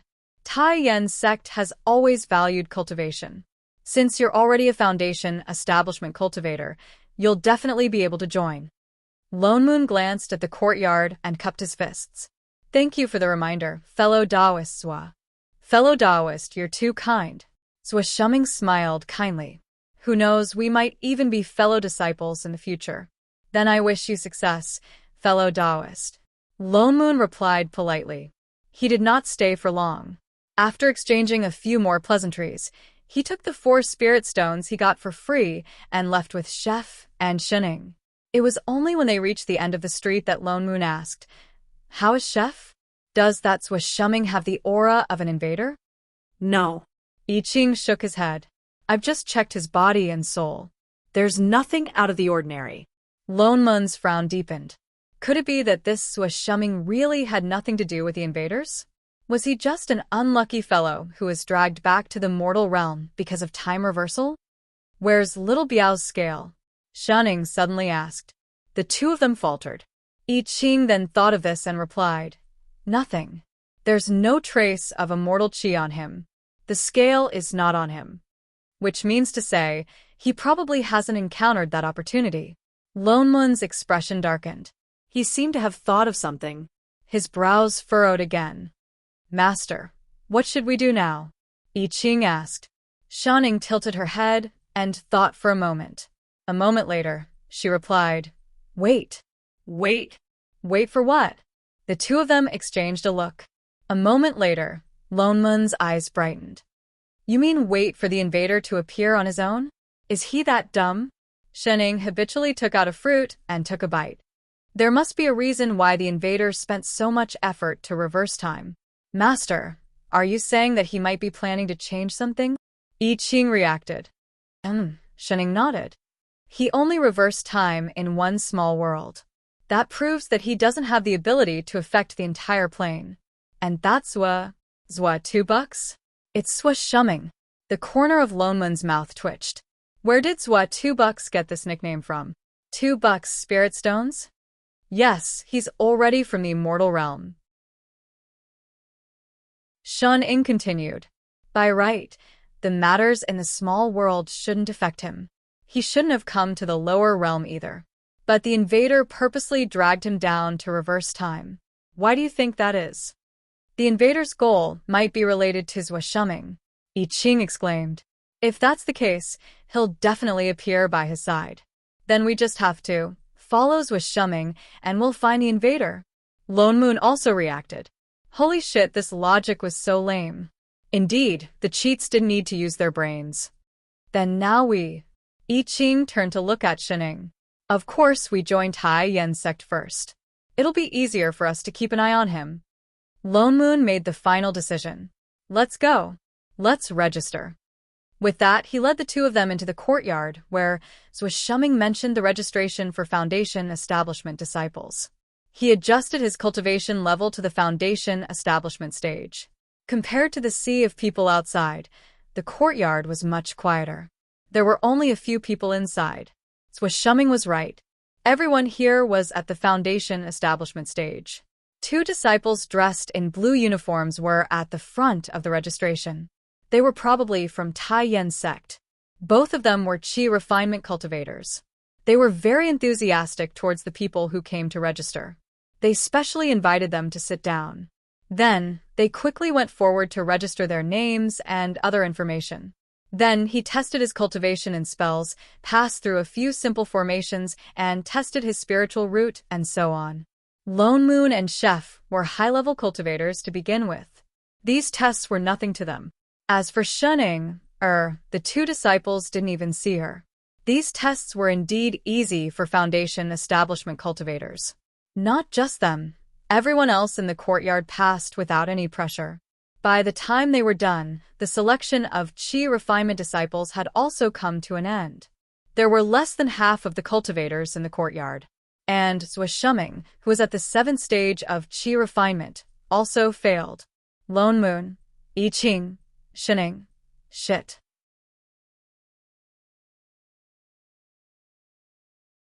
Chapter 630. Congratulations, fellow Taoist Lone Moon.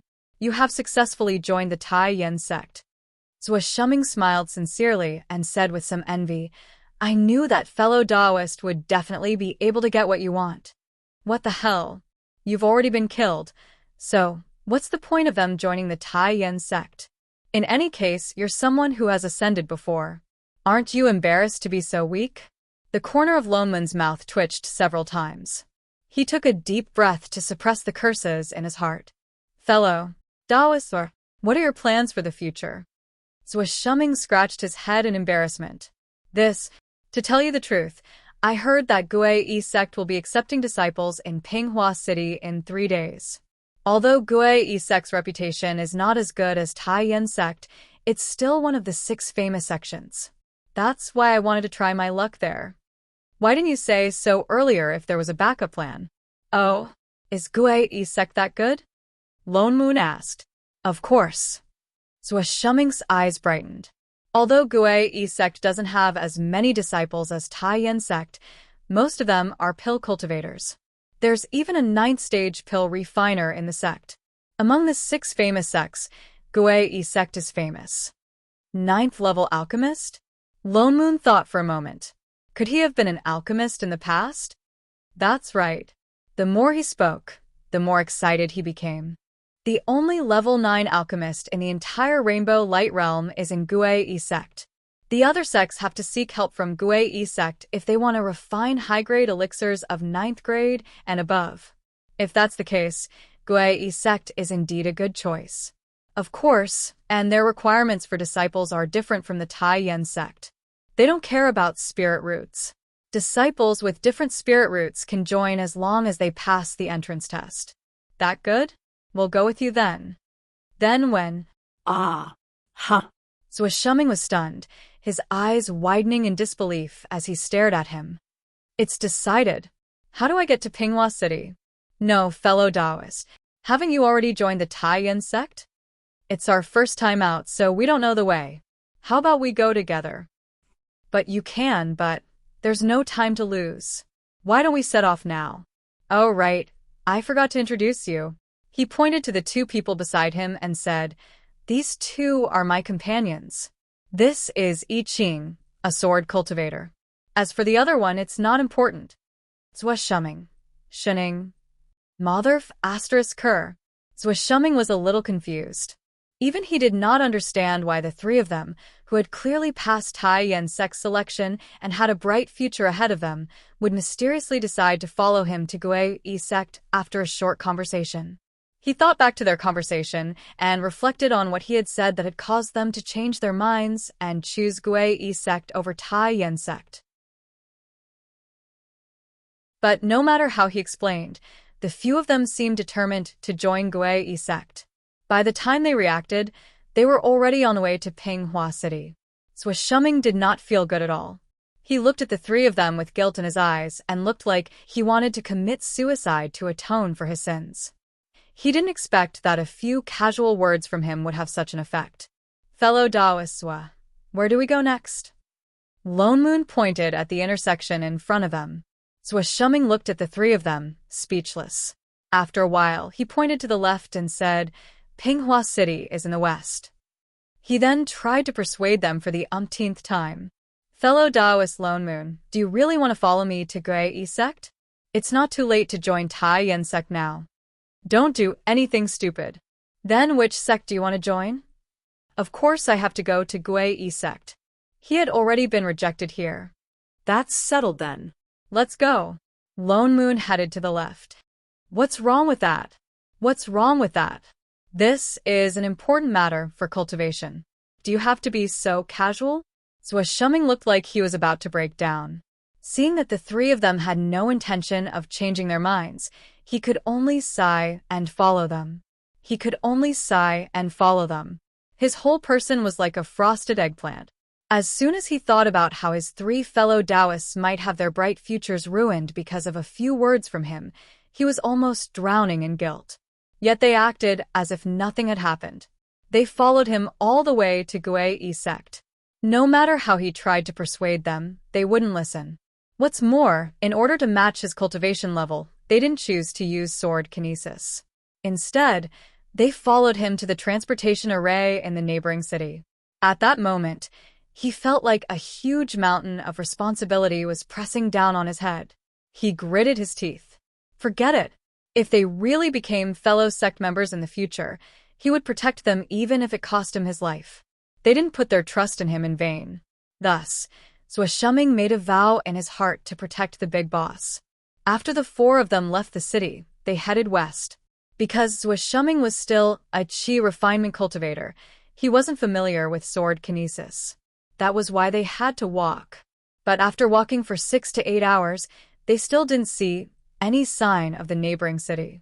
"We're not there yet?" Shuning calculated the time. It was almost dinner time. "Can we rest now?" "I'm so tired." "Tired my ass." Lone Moon stopped in his tracks. He turned back and rolled his eyes at a certain lazy person. "Get off Chef's back before you say that." They hadn't walked a single step since they left the city. They were all carried by others. How could they have the cheek to say they were tired? "Fellow Taoists," Zua Shuming paused and looked at the sky. "Miss Shun is right. It's getting late. There's a village in front. Why don't we rest for the night and continue our journey tomorrow?" Lone Moon turned to look. Indeed, they could see a village in front of them. There was even a large field of spirit rice at the entrance of the village. Lone Moon nodded. The people in this village were probably cultivators too. It's just that they didn't have much potential. Their cultivation level wasn't high. That was why they could only grow some spirit herbs and spirit rice to survive. Villages like this were usually very friendly to cultivators like them who passed by. There were even courtyards in the village for people to rest in. Of course, they had to pay spirit stones. The few of them then walked towards the village.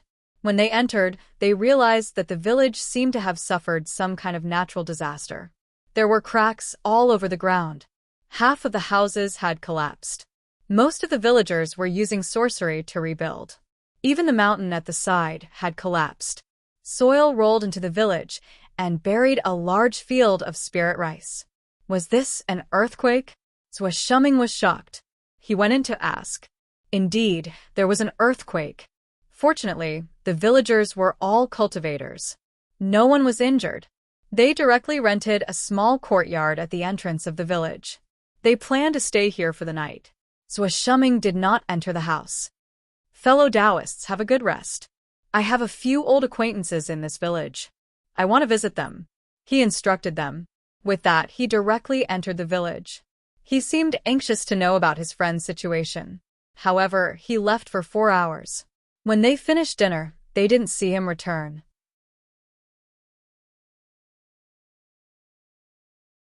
Chapter 631. Congratulations, fellow Taoist Lone Moon. You have successfully joined the Tai Yen sect. Zhou Shuming smiled sincerely and said with some envy, I knew that fellow Taoist would definitely be able to get what you want. What the hell? You've already been killed, so what's the point of them joining the Tai Yen sect? In any case, you're someone who has ascended before. Aren't you embarrassed to be so weak? The corner of Lone Moon's mouth twitched several times. He took a deep breath to suppress the curses in his heart. Fellow Taoist, what are your plans for the future? Zhou Shuming scratched his head in embarrassment. To tell you the truth, I heard that Gue sect will be accepting disciples in Pinghua City in 3 days. Although Gue sect's reputation is not as good as Tai Yen sect, it's still one of the 6 famous sections. That's why I wanted to try my luck there. Why didn't you say so earlier if there was a backup plan?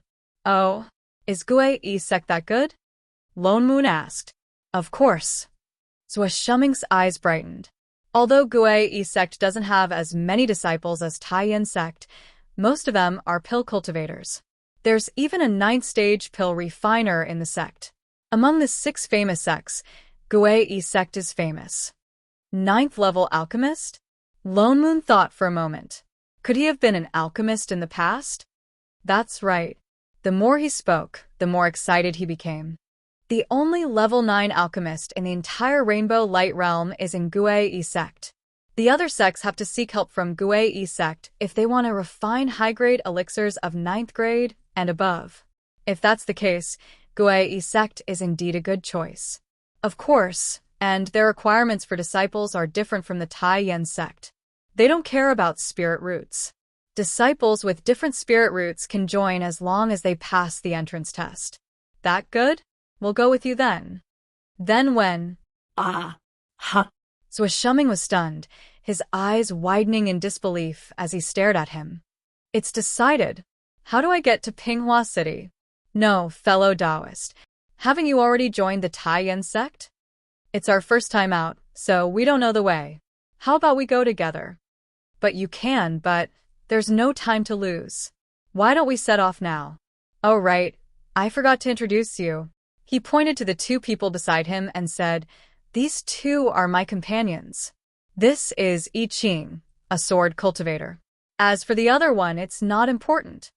Zhou Shuming. Shening. Motherf asterisk Ker. Zhou Shuming was a little confused.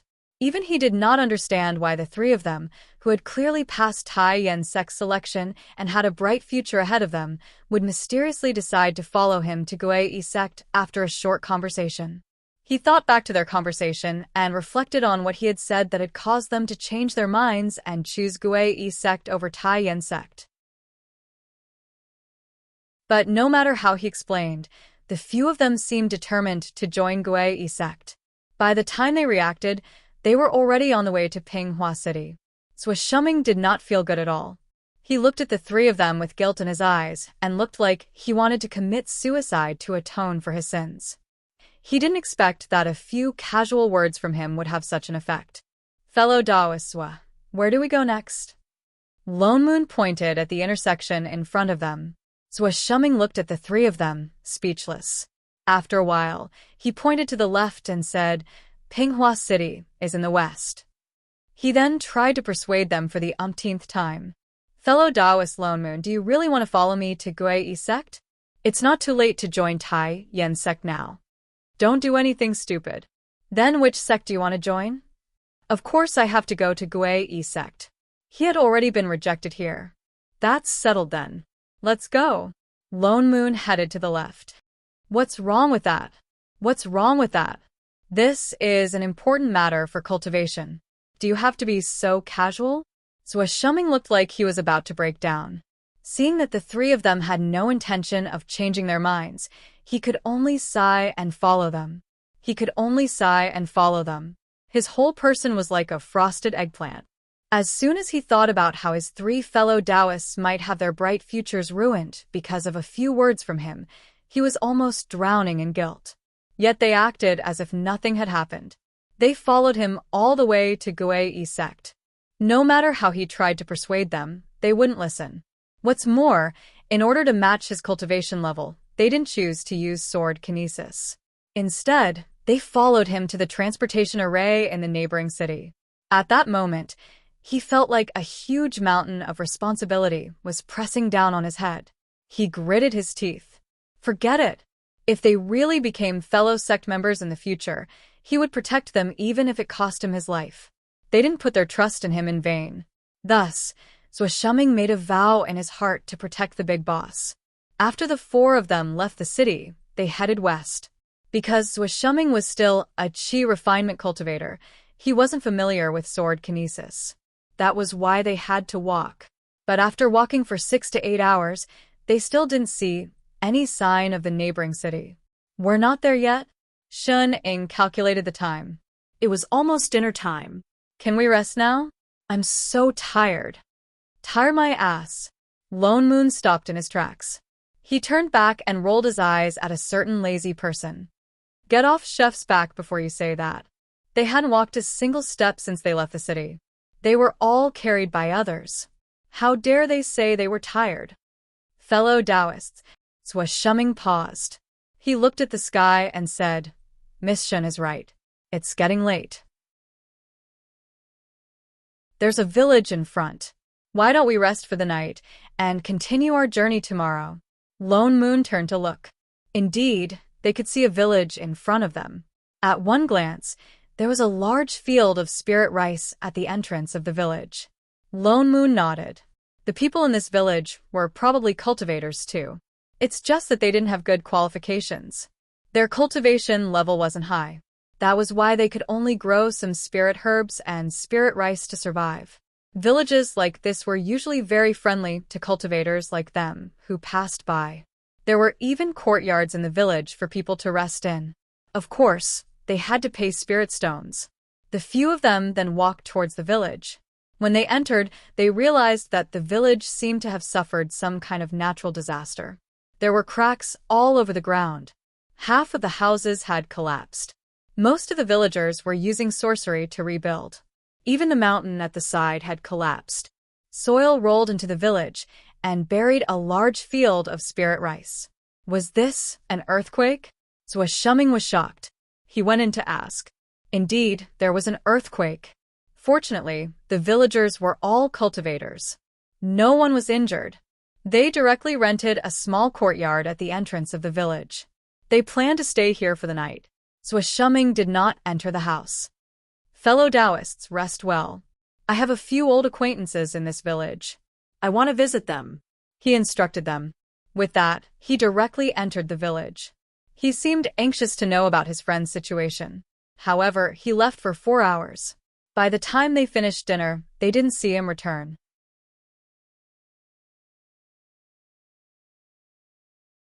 Chapter 632. Gue sect was not far.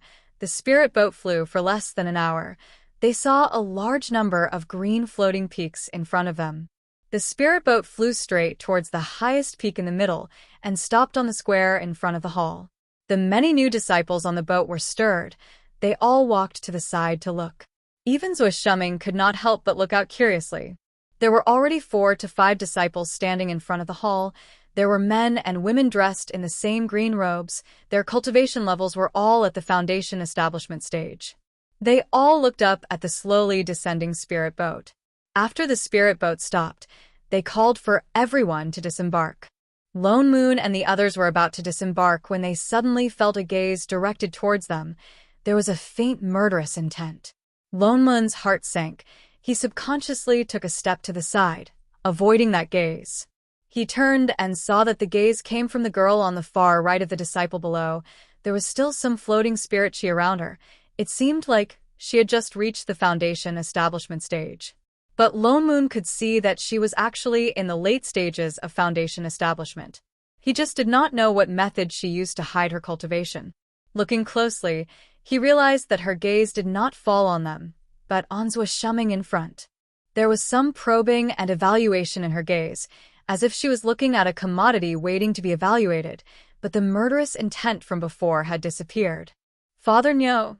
I Ching obviously also noticed this person. He directly said in a low voice, "She is that person in the dense forest." Lone Moon was shocked. "Are you sure?" This clearly looked like an ordinary cultivator. Yes. I Ching nodded. "She saw us in the dense forest." Lone Moon reacted. "To avoid alerting the enemy, we hid." With that said, he directly pulled the two out of the crowd, raised his hand, and set up a concealment array around them. The three figures instantly disappeared from the spirit boat. Everyone was in a hurry to disembark, so no one noticed that they disappeared. "Fellow Taoist Lone Moon, let's disembark too." "Where are they?" Xueshuming turned and was just about to call them to disembark together, but found that there was no one behind him. The three people who were just behind him had disappeared. He looked anxious, subconsciously looking for them. "Hey, what are you waiting for? We have arrived at the sect. Quickly disembark."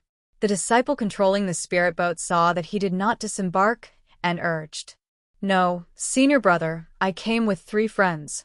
"There's no one left on the ship," the disciple replied. "I think they've already gone down." Xueshuming then got off the boat with a confused look on his face. He kept searching in the crowd but could not find anyone. And the woman below kept looking in Xueshuming's direction. "Chef, is this really the intruder from that day?" The invisible Lone Moon scrutinized the woman on the right. "She doesn't look any different." "I don't know either." I Ching's frown deepened. It wasn't just different. As a manager, he could even sense that the soul in the other party's body originated from the source of this world. There was nothing out of place at all, but this was indeed the intruder who had escaped that night. "Master, look." The two of them turned to look at Shining. "Let's compare the data." She immediately clicked on a light screen, and a series of data flashed across it. In less than a moment, it had already stopped. Shining tilted her head. What is it?" Lone Moon asked. "Did you find out?" "She is indeed from this plane. But there's something else mixed in her body." "Something else? What did she mean?" I Ching faltered. As if recalling something, he directly activated some of his source power and looked again. Instantly, his eyes widened. "Her soul. What is it?" "What did you see?" Lone Moon asked. I Ching glanced at him and activated a sliver of his source power to sweep it in front of his eyes. "Holy shit!" He almost cried out in shock. The source power allowed them to directly see through the physical body and see the other party's soul. He saw that in the middle of the woman's originally transparent soul body, there was suddenly a layer of black. Her entire soul body looked like expired bread that was starting to mold from the middle. It was extremely strange. Possession. Lone Moon instantly thought of this possibility. A moment later, he directly denied it. "No, this isn't possession."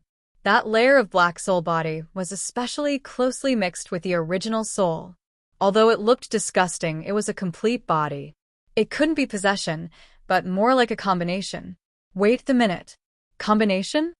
Could it be that the real invader is the layer of soul in the middle? It is residing in the other party's body and has merged with the soul of this world? Instantly, he felt like he was talking about mushroom whose soul had been extracted. Shining nodded. "Holy shit. Why did invaders like to do things like snatching other people's bodies? What do we do now? Chef, can you separate them?" Just like when he saved Mushroom, he directly tore them apart. "No." I Ching shook his head. "The invader has already merged with the main soul. If we forcibly separate them, the original soul will also dissipate." "Main soul?" Lone Moon's eyes widened in shock. "How is that possible? How can the main soul merge with someone else, unless the other party is willing?" He stopped mid-sentence. "Holy shit, no way." That soul was willing to be swallowed by the invader? I Ching's expression darkened. Before he could think carefully, the disciple in front of him had already led everyone into the hall. That invader walked right at the front, but at the moment he turned, his gaze still seemed to sweep in Xueshuming's direction.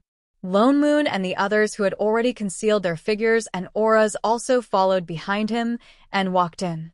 The hall was already filled with people. Most of them were nascent soul cultivators. It seemed like they were the leaders of Gui sect. The two people with the highest cultivation were at the soul formation stage. There was a hint of elixir aura on them. They should be core cultivators. After that invader led everyone into the hall, he walked directly towards a nascent soul cultivator on the right. He called out sweetly, "Daddy," and then stood obediently behind him. There are quite a number of disciples joining Gui sect this time. The one sitting in the middle was probably the sect master of Gui sect. He glanced at the hundreds of new disciples in the hall, then smiled at everyone in the hall and said, "Elders, do you have anyone you like to take in as a disciple?" The nascent soul cultivators in the hall then stood up one by one and started to choose disciples. Almost everyone picked a few people. Although they were all disciples of Gui sect, to be able to be under the tutelage of a nascent soul cultivator and have a master to guide them, it was naturally much better than ordinary disciples cultivating on their own. So the people who were chosen were naturally pleasantly surprised. After bowing, they stood behind the nascent soul cultivators. In less than an hour, the number of disciples in the hall was reduced by a quarter. Lone Moon looked carefully and realized that the invader's gaze had been fixed on Xueshuming from the start. His gaze was full of probing. It seemed like their previous guess was right. This invader's motive was related to Xueshuming. But for some reason, the other party did not make a move. It was as if he was waiting for something. Xueshuming, however, did not notice anything. He took the time to look at the people around him from time to time, looking anxious to find someone. Until everyone had chosen, that invader did not make a sound. "Elders, since you have already chosen, let's end here for today." The Gui sect master in the middle stood up and looked at the remaining disciples. "The remaining people are the outer sect disciples of our sect. You may leave." The sect master was about to wave his hand when the soul formation cultivator on the left suddenly spoke. "Wait."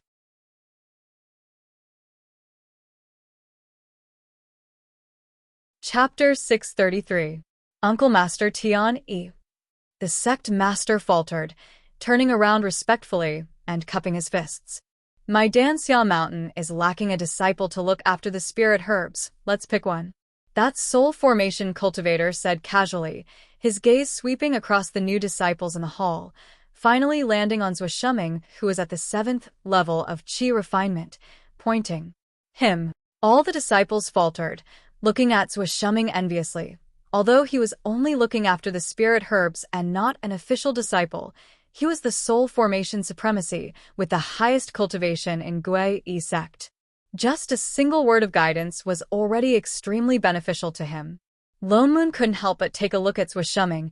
He was just about to sigh. Although this kid was naive and sweet, his luck was indeed not bad, as expected of someone who could ascend.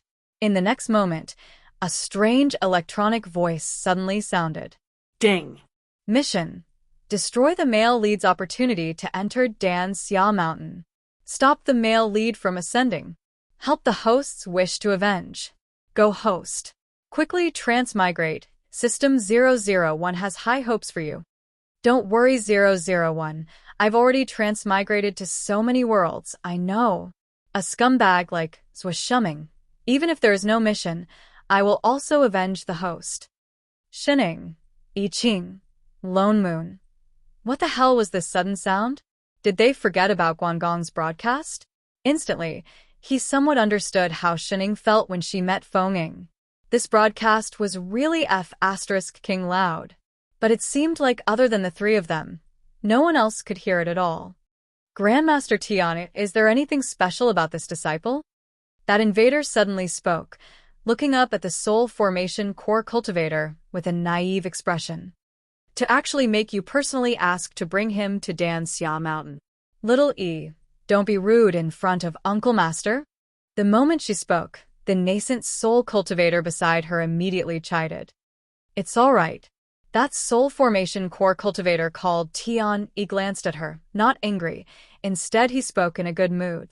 It's not that there's anything special about this disciple, it's just that I need a disciple to look after the spirit herbs. There's no requirement for cultivation, anyone is fine. He's the highest cultivation among this group of chi refinement disciples, so I chose him. Grandmaster, what you're saying is wrong. The invader blinked and pouted, acting even more innocent. You are a soul formation supremacy of our Goei sect. Which of the senior brothers on Dan Xia Mountain wasn't an outstanding talent? Even if it was just a guardian spirit herb, it was still a great opportunity for the disciples of the sect. I feel that Grandmaster should also choose someone with good aptitude. Only in this way will the reputation of Dan Xia Mount not be tarnished. The soul formation core cultivator's smile became even more amiable. He looked at the girl with a doting gaze. Then, in little Er's opinion, what kind of person should I choose? I think he's not bad. She pointed to a disciple besides Wishuming and said, I've just seen the name list. He has dual spirit roots of water and wood. He's most suitable to look after spirit herbs. Tion glanced at the disciple and did not pay much attention. He nodded and said, All right, let's change it to him then. The disciple was overjoyed. He quickly walked out and cupped his fists. Thank you, Venerable One. Supremacy. Tiani nodded. A hint of smugness flashed across the invader's eyes. For a moment, the other disciples in the hall looked at Wishuming with sympathy. Yet his expression was as usual. He did not feel dejected from losing a great opportunity. His gaze still swept across the crowd from time to time, as if searching for something. Seeing that there were not many mistakes, the sect master then instructed the disciples to bring everyone to the outer sect. The remaining people then walked out with a look of disappointment. They all looked very downcast as they followed behind the senior brother, who led the team listlessly. Except for Wishuming. He seemed to be anxious. He had not gone far when he could not help but pull the person beside him and start asking questions. Fellow Taoist, have you seen my companions? They boarded the ship with me. Where are the other three? No. Senior brother, have you seen my friends? There are three. One is called Lone Moon, another is called I Ching, and there's a lady with the surname Shin. Never heard of them. Big brother, my three friends are missing. They boarded the ship with me just now. They are Foundation Establishment cultivators. Have you seen them? Nope. The more Wishuming asked, the more anxious he became. Even the disciple leading the way sensed it and walked back. What's the commotion behind? Seeing that it was Wishuming, a trace of sympathy flashed across his eyes. What happened? Senior brother. Wishuming hurried forward, looking even more anxious. My friends are missing. They passed the test with me. That's impossible? When we disembarked just now, we counted the number of people. That person frowned and asked for their names. He took out the name list and flipped it to the end. After a while, he looked up and glanced at him. His gaze was even more sympathetic. The three people you mentioned are not on the name list. How is that possible? Wishuming was completely stunned. They had clearly chatted on the ship just now. All right. Let's continue. That disciple looked at him sympathetically again. Could it be that he was so upset that he went crazy because he did not enter Dan Xia Mountain? He sighed and turned to continue leading the way. Sigh. How pitiful.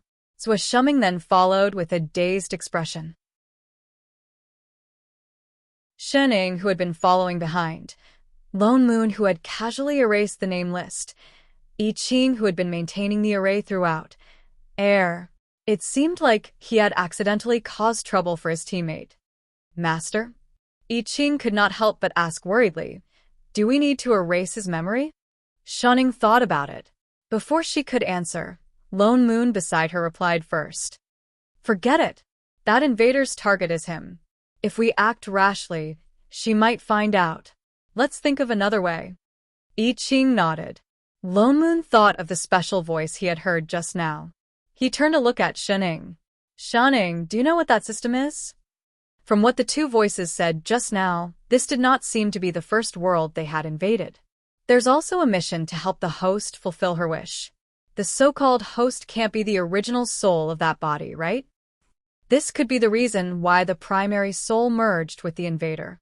The invader was helping the host to fulfill her wish. That was why the primary soul would automatically merge with her. That was why they did not see through the identity of the invader at the start. This system of hers won't be the same as Feng Ying's, will it? More or less. Shanning tilted her head. The so-called systems are all high-level planes. They are products of technology, with self-awareness. It's just that I have never seen a system that can automatically shuttle between planes. Feng Ying's parenting system only fell into this plane because of a space-time storm. This was obviously not it. Then what do we do now? I have to ask Big Sister. Shanning thought about it. She should have information about this.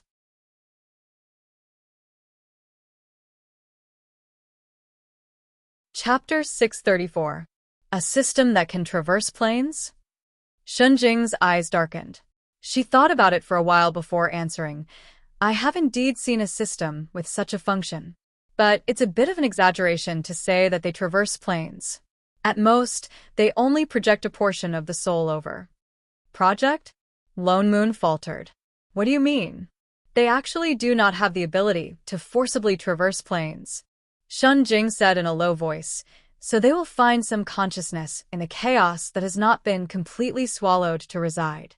Then from the chaos, they will sense the plane's original source that is similar to the host. They will capture a portion of the consciousness and project it into the plane to steal other plane's original source. Their goal is the plane's original source? You can say that. Shunjing continued, but their power is too weak. The amount of original source that they can steal is very limited. It's not even the amount of a complete soul. And because it is an illegal invasion, this thing is very easy to be discovered by the rules. So it is very difficult to take away that tiny bit of original source, unless the soul is willing. Lone Moon blurted out. It wants to take away the main soul of the person who has possessed it, which means that there are actually 3 parts in that body now. One is the original soul of that body, one is the invading system, and the last is the remnant consciousness that the system captured from the chaos to fuse with the main soul? That's right. Shunjing nodded. This thing is like a parasite of the plane. Although it's only projecting a part of the foreign consciousness into the plane, the illegal invasion will still cause a certain amount of chaos in the plane, leaving a gap for the invasion. So the places they invade are all very hidden. It's the river of forgetfulness. I Ching suddenly remembered the hole that suddenly appeared in the river of forgetfulness. They invaded from the original source of the river of forgetfulness. That's right. Shunjing said. There are many souls in the original source. It's very difficult to detect one more or one less. What's more, it was only a similar portion of the foreign consciousness that entered. Lone Moon and I Ching's faces both darkened. Indeed, if roasted chicken gal had not suddenly fallen in, and little Shorty had not happened to be at Invincible Sect. Such a small hole. Even they did not sense it. It was indeed very difficult to detect. And the reason that the system could secretly go back in time in the small world was also because of the impact when it broke through the plane. If Rabbit had not coincidentally gone to fetch Swashuming, they would not have noticed what happened in the lower realm. Then how do we solve it? Shenning suddenly asked. Of course, before it fuses with the souls of this plane, we'll just crush it to death, Shunjing said matter-of-factly. If we don't smack this parasite to death, are we going to keep it alive for the new year? The 3 of them. Seems like it's too late. Don't tell me you've already fused with it and parasitized living beings? A look of surprise flashed across Shunjing's face. Sister Jing, we were just a little late. The corner of Lone Moon's mouth twitched, and he smiled awkwardly. Is there any other way? The disdain on Shunjing's face deepened. She snorted coldly and said, You call yourselves managers? Is the world's consciousness blind? The 3 of them. Please don't stab me in the back. Not everyone is a cheat. There's no other way. She gave each of them a look that said, "You're done for," and continued, "Either you destroy the soul together with the parasite and the foreign consciousness. Either you wait for the host to completely gain the recognition of the host's soul, then leave the host's body and escape with the host's main soul to the next plane." Leave the host's body. Shenning suddenly raised her head and looked at the light screen in front of her. "Sister, you mean to say that the host will separate itself from the host's soul when it escapes this plane?" Jing turned back to look at her. The disdain in her eyes faded a little. "That's right. But since it has already decided to leave, it must be fully prepared. You only have that moment to grab it." Lone Moon and I Ching's faces lit up, and they heaved a sigh of relief at the same time. It was good that they could leave. Actually, the troublesome thing was that system. They had too little information about it, and they had no idea what tricks it had up its sleeves. As for the foreign consciousness that fused with the main soul, there would always be a way to separate it again. "Thank you, Sister Jing." The three of them thanked her, and after being lectured by Jing a few more times, they hung up. "Master, what should we do now?" I Ching turned to look at Shenning. "Wait for the invader to leave this plane on its own?" Shenning nodded and said, "We can speed it up a little." "What do you mean?" Lone Moon interrupted. "How to speed it up? Doesn't that system have a mission?" She habitually took out a fruit and reminded them. The two of them faltered for a moment and recalled the system's public broadcast. It seemed to have given the consciousness it brought a mission to find Shuming for revenge. Wasn't this mission issued by the invader to get the original owner's consent so that it would be easier to extract the main soul? It was an illegal invasion. Only the main soul could be taken away if it was willing. This mission was a transaction. He thought of something and frowned again. "Don't tell me you want to help the invader to deal with $2 SWA and then let it leave as soon as possible so that you can catch it?" I Ching subconsciously frowned. He was obviously unwilling to do so as well. Putting aside the fact that Shuming was not a bad person from their standpoint, they did not want to turn around and push the invader. Shenning took a bite of the fruit and looked up at the two of them before asking, "Why should we help it? Can't we just destroy it?" "Nonsense," Lone Moon retorted subconsciously.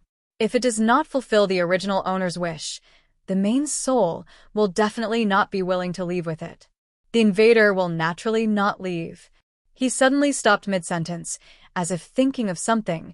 His eyes widened abruptly. "You mean, to stop its mission and let them fight amongst themselves? The more the main soul cannot get what it wants, the more it will not be willing to leave with the invader." I Ching also reacted. "By then, the main soul will naturally automatically resist the foreign consciousness and the system. Perhaps we don't need to do anything, and they can separate." "That's not for sure."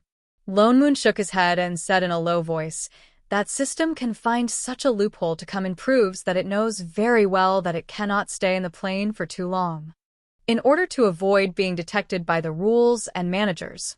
So, if it finds out that it cannot get the main soul's approval no matter what, it will choose to leave the plane prematurely." I Ching's expression was delighted. Lone Moon also heaved a sigh of relief. "All right. Let's do that." Compared to helping the invader complete its mission, it was better to take the initiative to slap its face. Speaking of which, Lone Moon thought of something. "That silly $2 SWA. What did he do to the other party before he ascended? To make that soul willing to sell the main soul to the invader just to seek revenge on him? By right, someone who could ascend to immortality and not be struck to death by tribulation lightning shouldn't be a very evil person." I Ching faltered and directly pinched his fingers to calculate. After a while, he said, "She was killed by Shuming in her previous life." "What? Holy shit, there really was a feud." Lone Moon subconsciously calculated as well. After a while, his expression darkened again. It was true that that person died in Shuming's hands in her previous life, but the number of lives she killed was even more uncountable. There were even her blood relatives, including all the disciples of Guei sect. You're tuning into the Dreamy Chapters YouTube channel. We're so grateful for your support, and don't forget to subscribe to join us on this incredible journey through captivating stories. Your generosity through donations truly makes a world of difference, as it's the primary source of revenue that allows me to expand and enhance this channel for you. Thank you from the bottom of my heart for being a part of this adventure.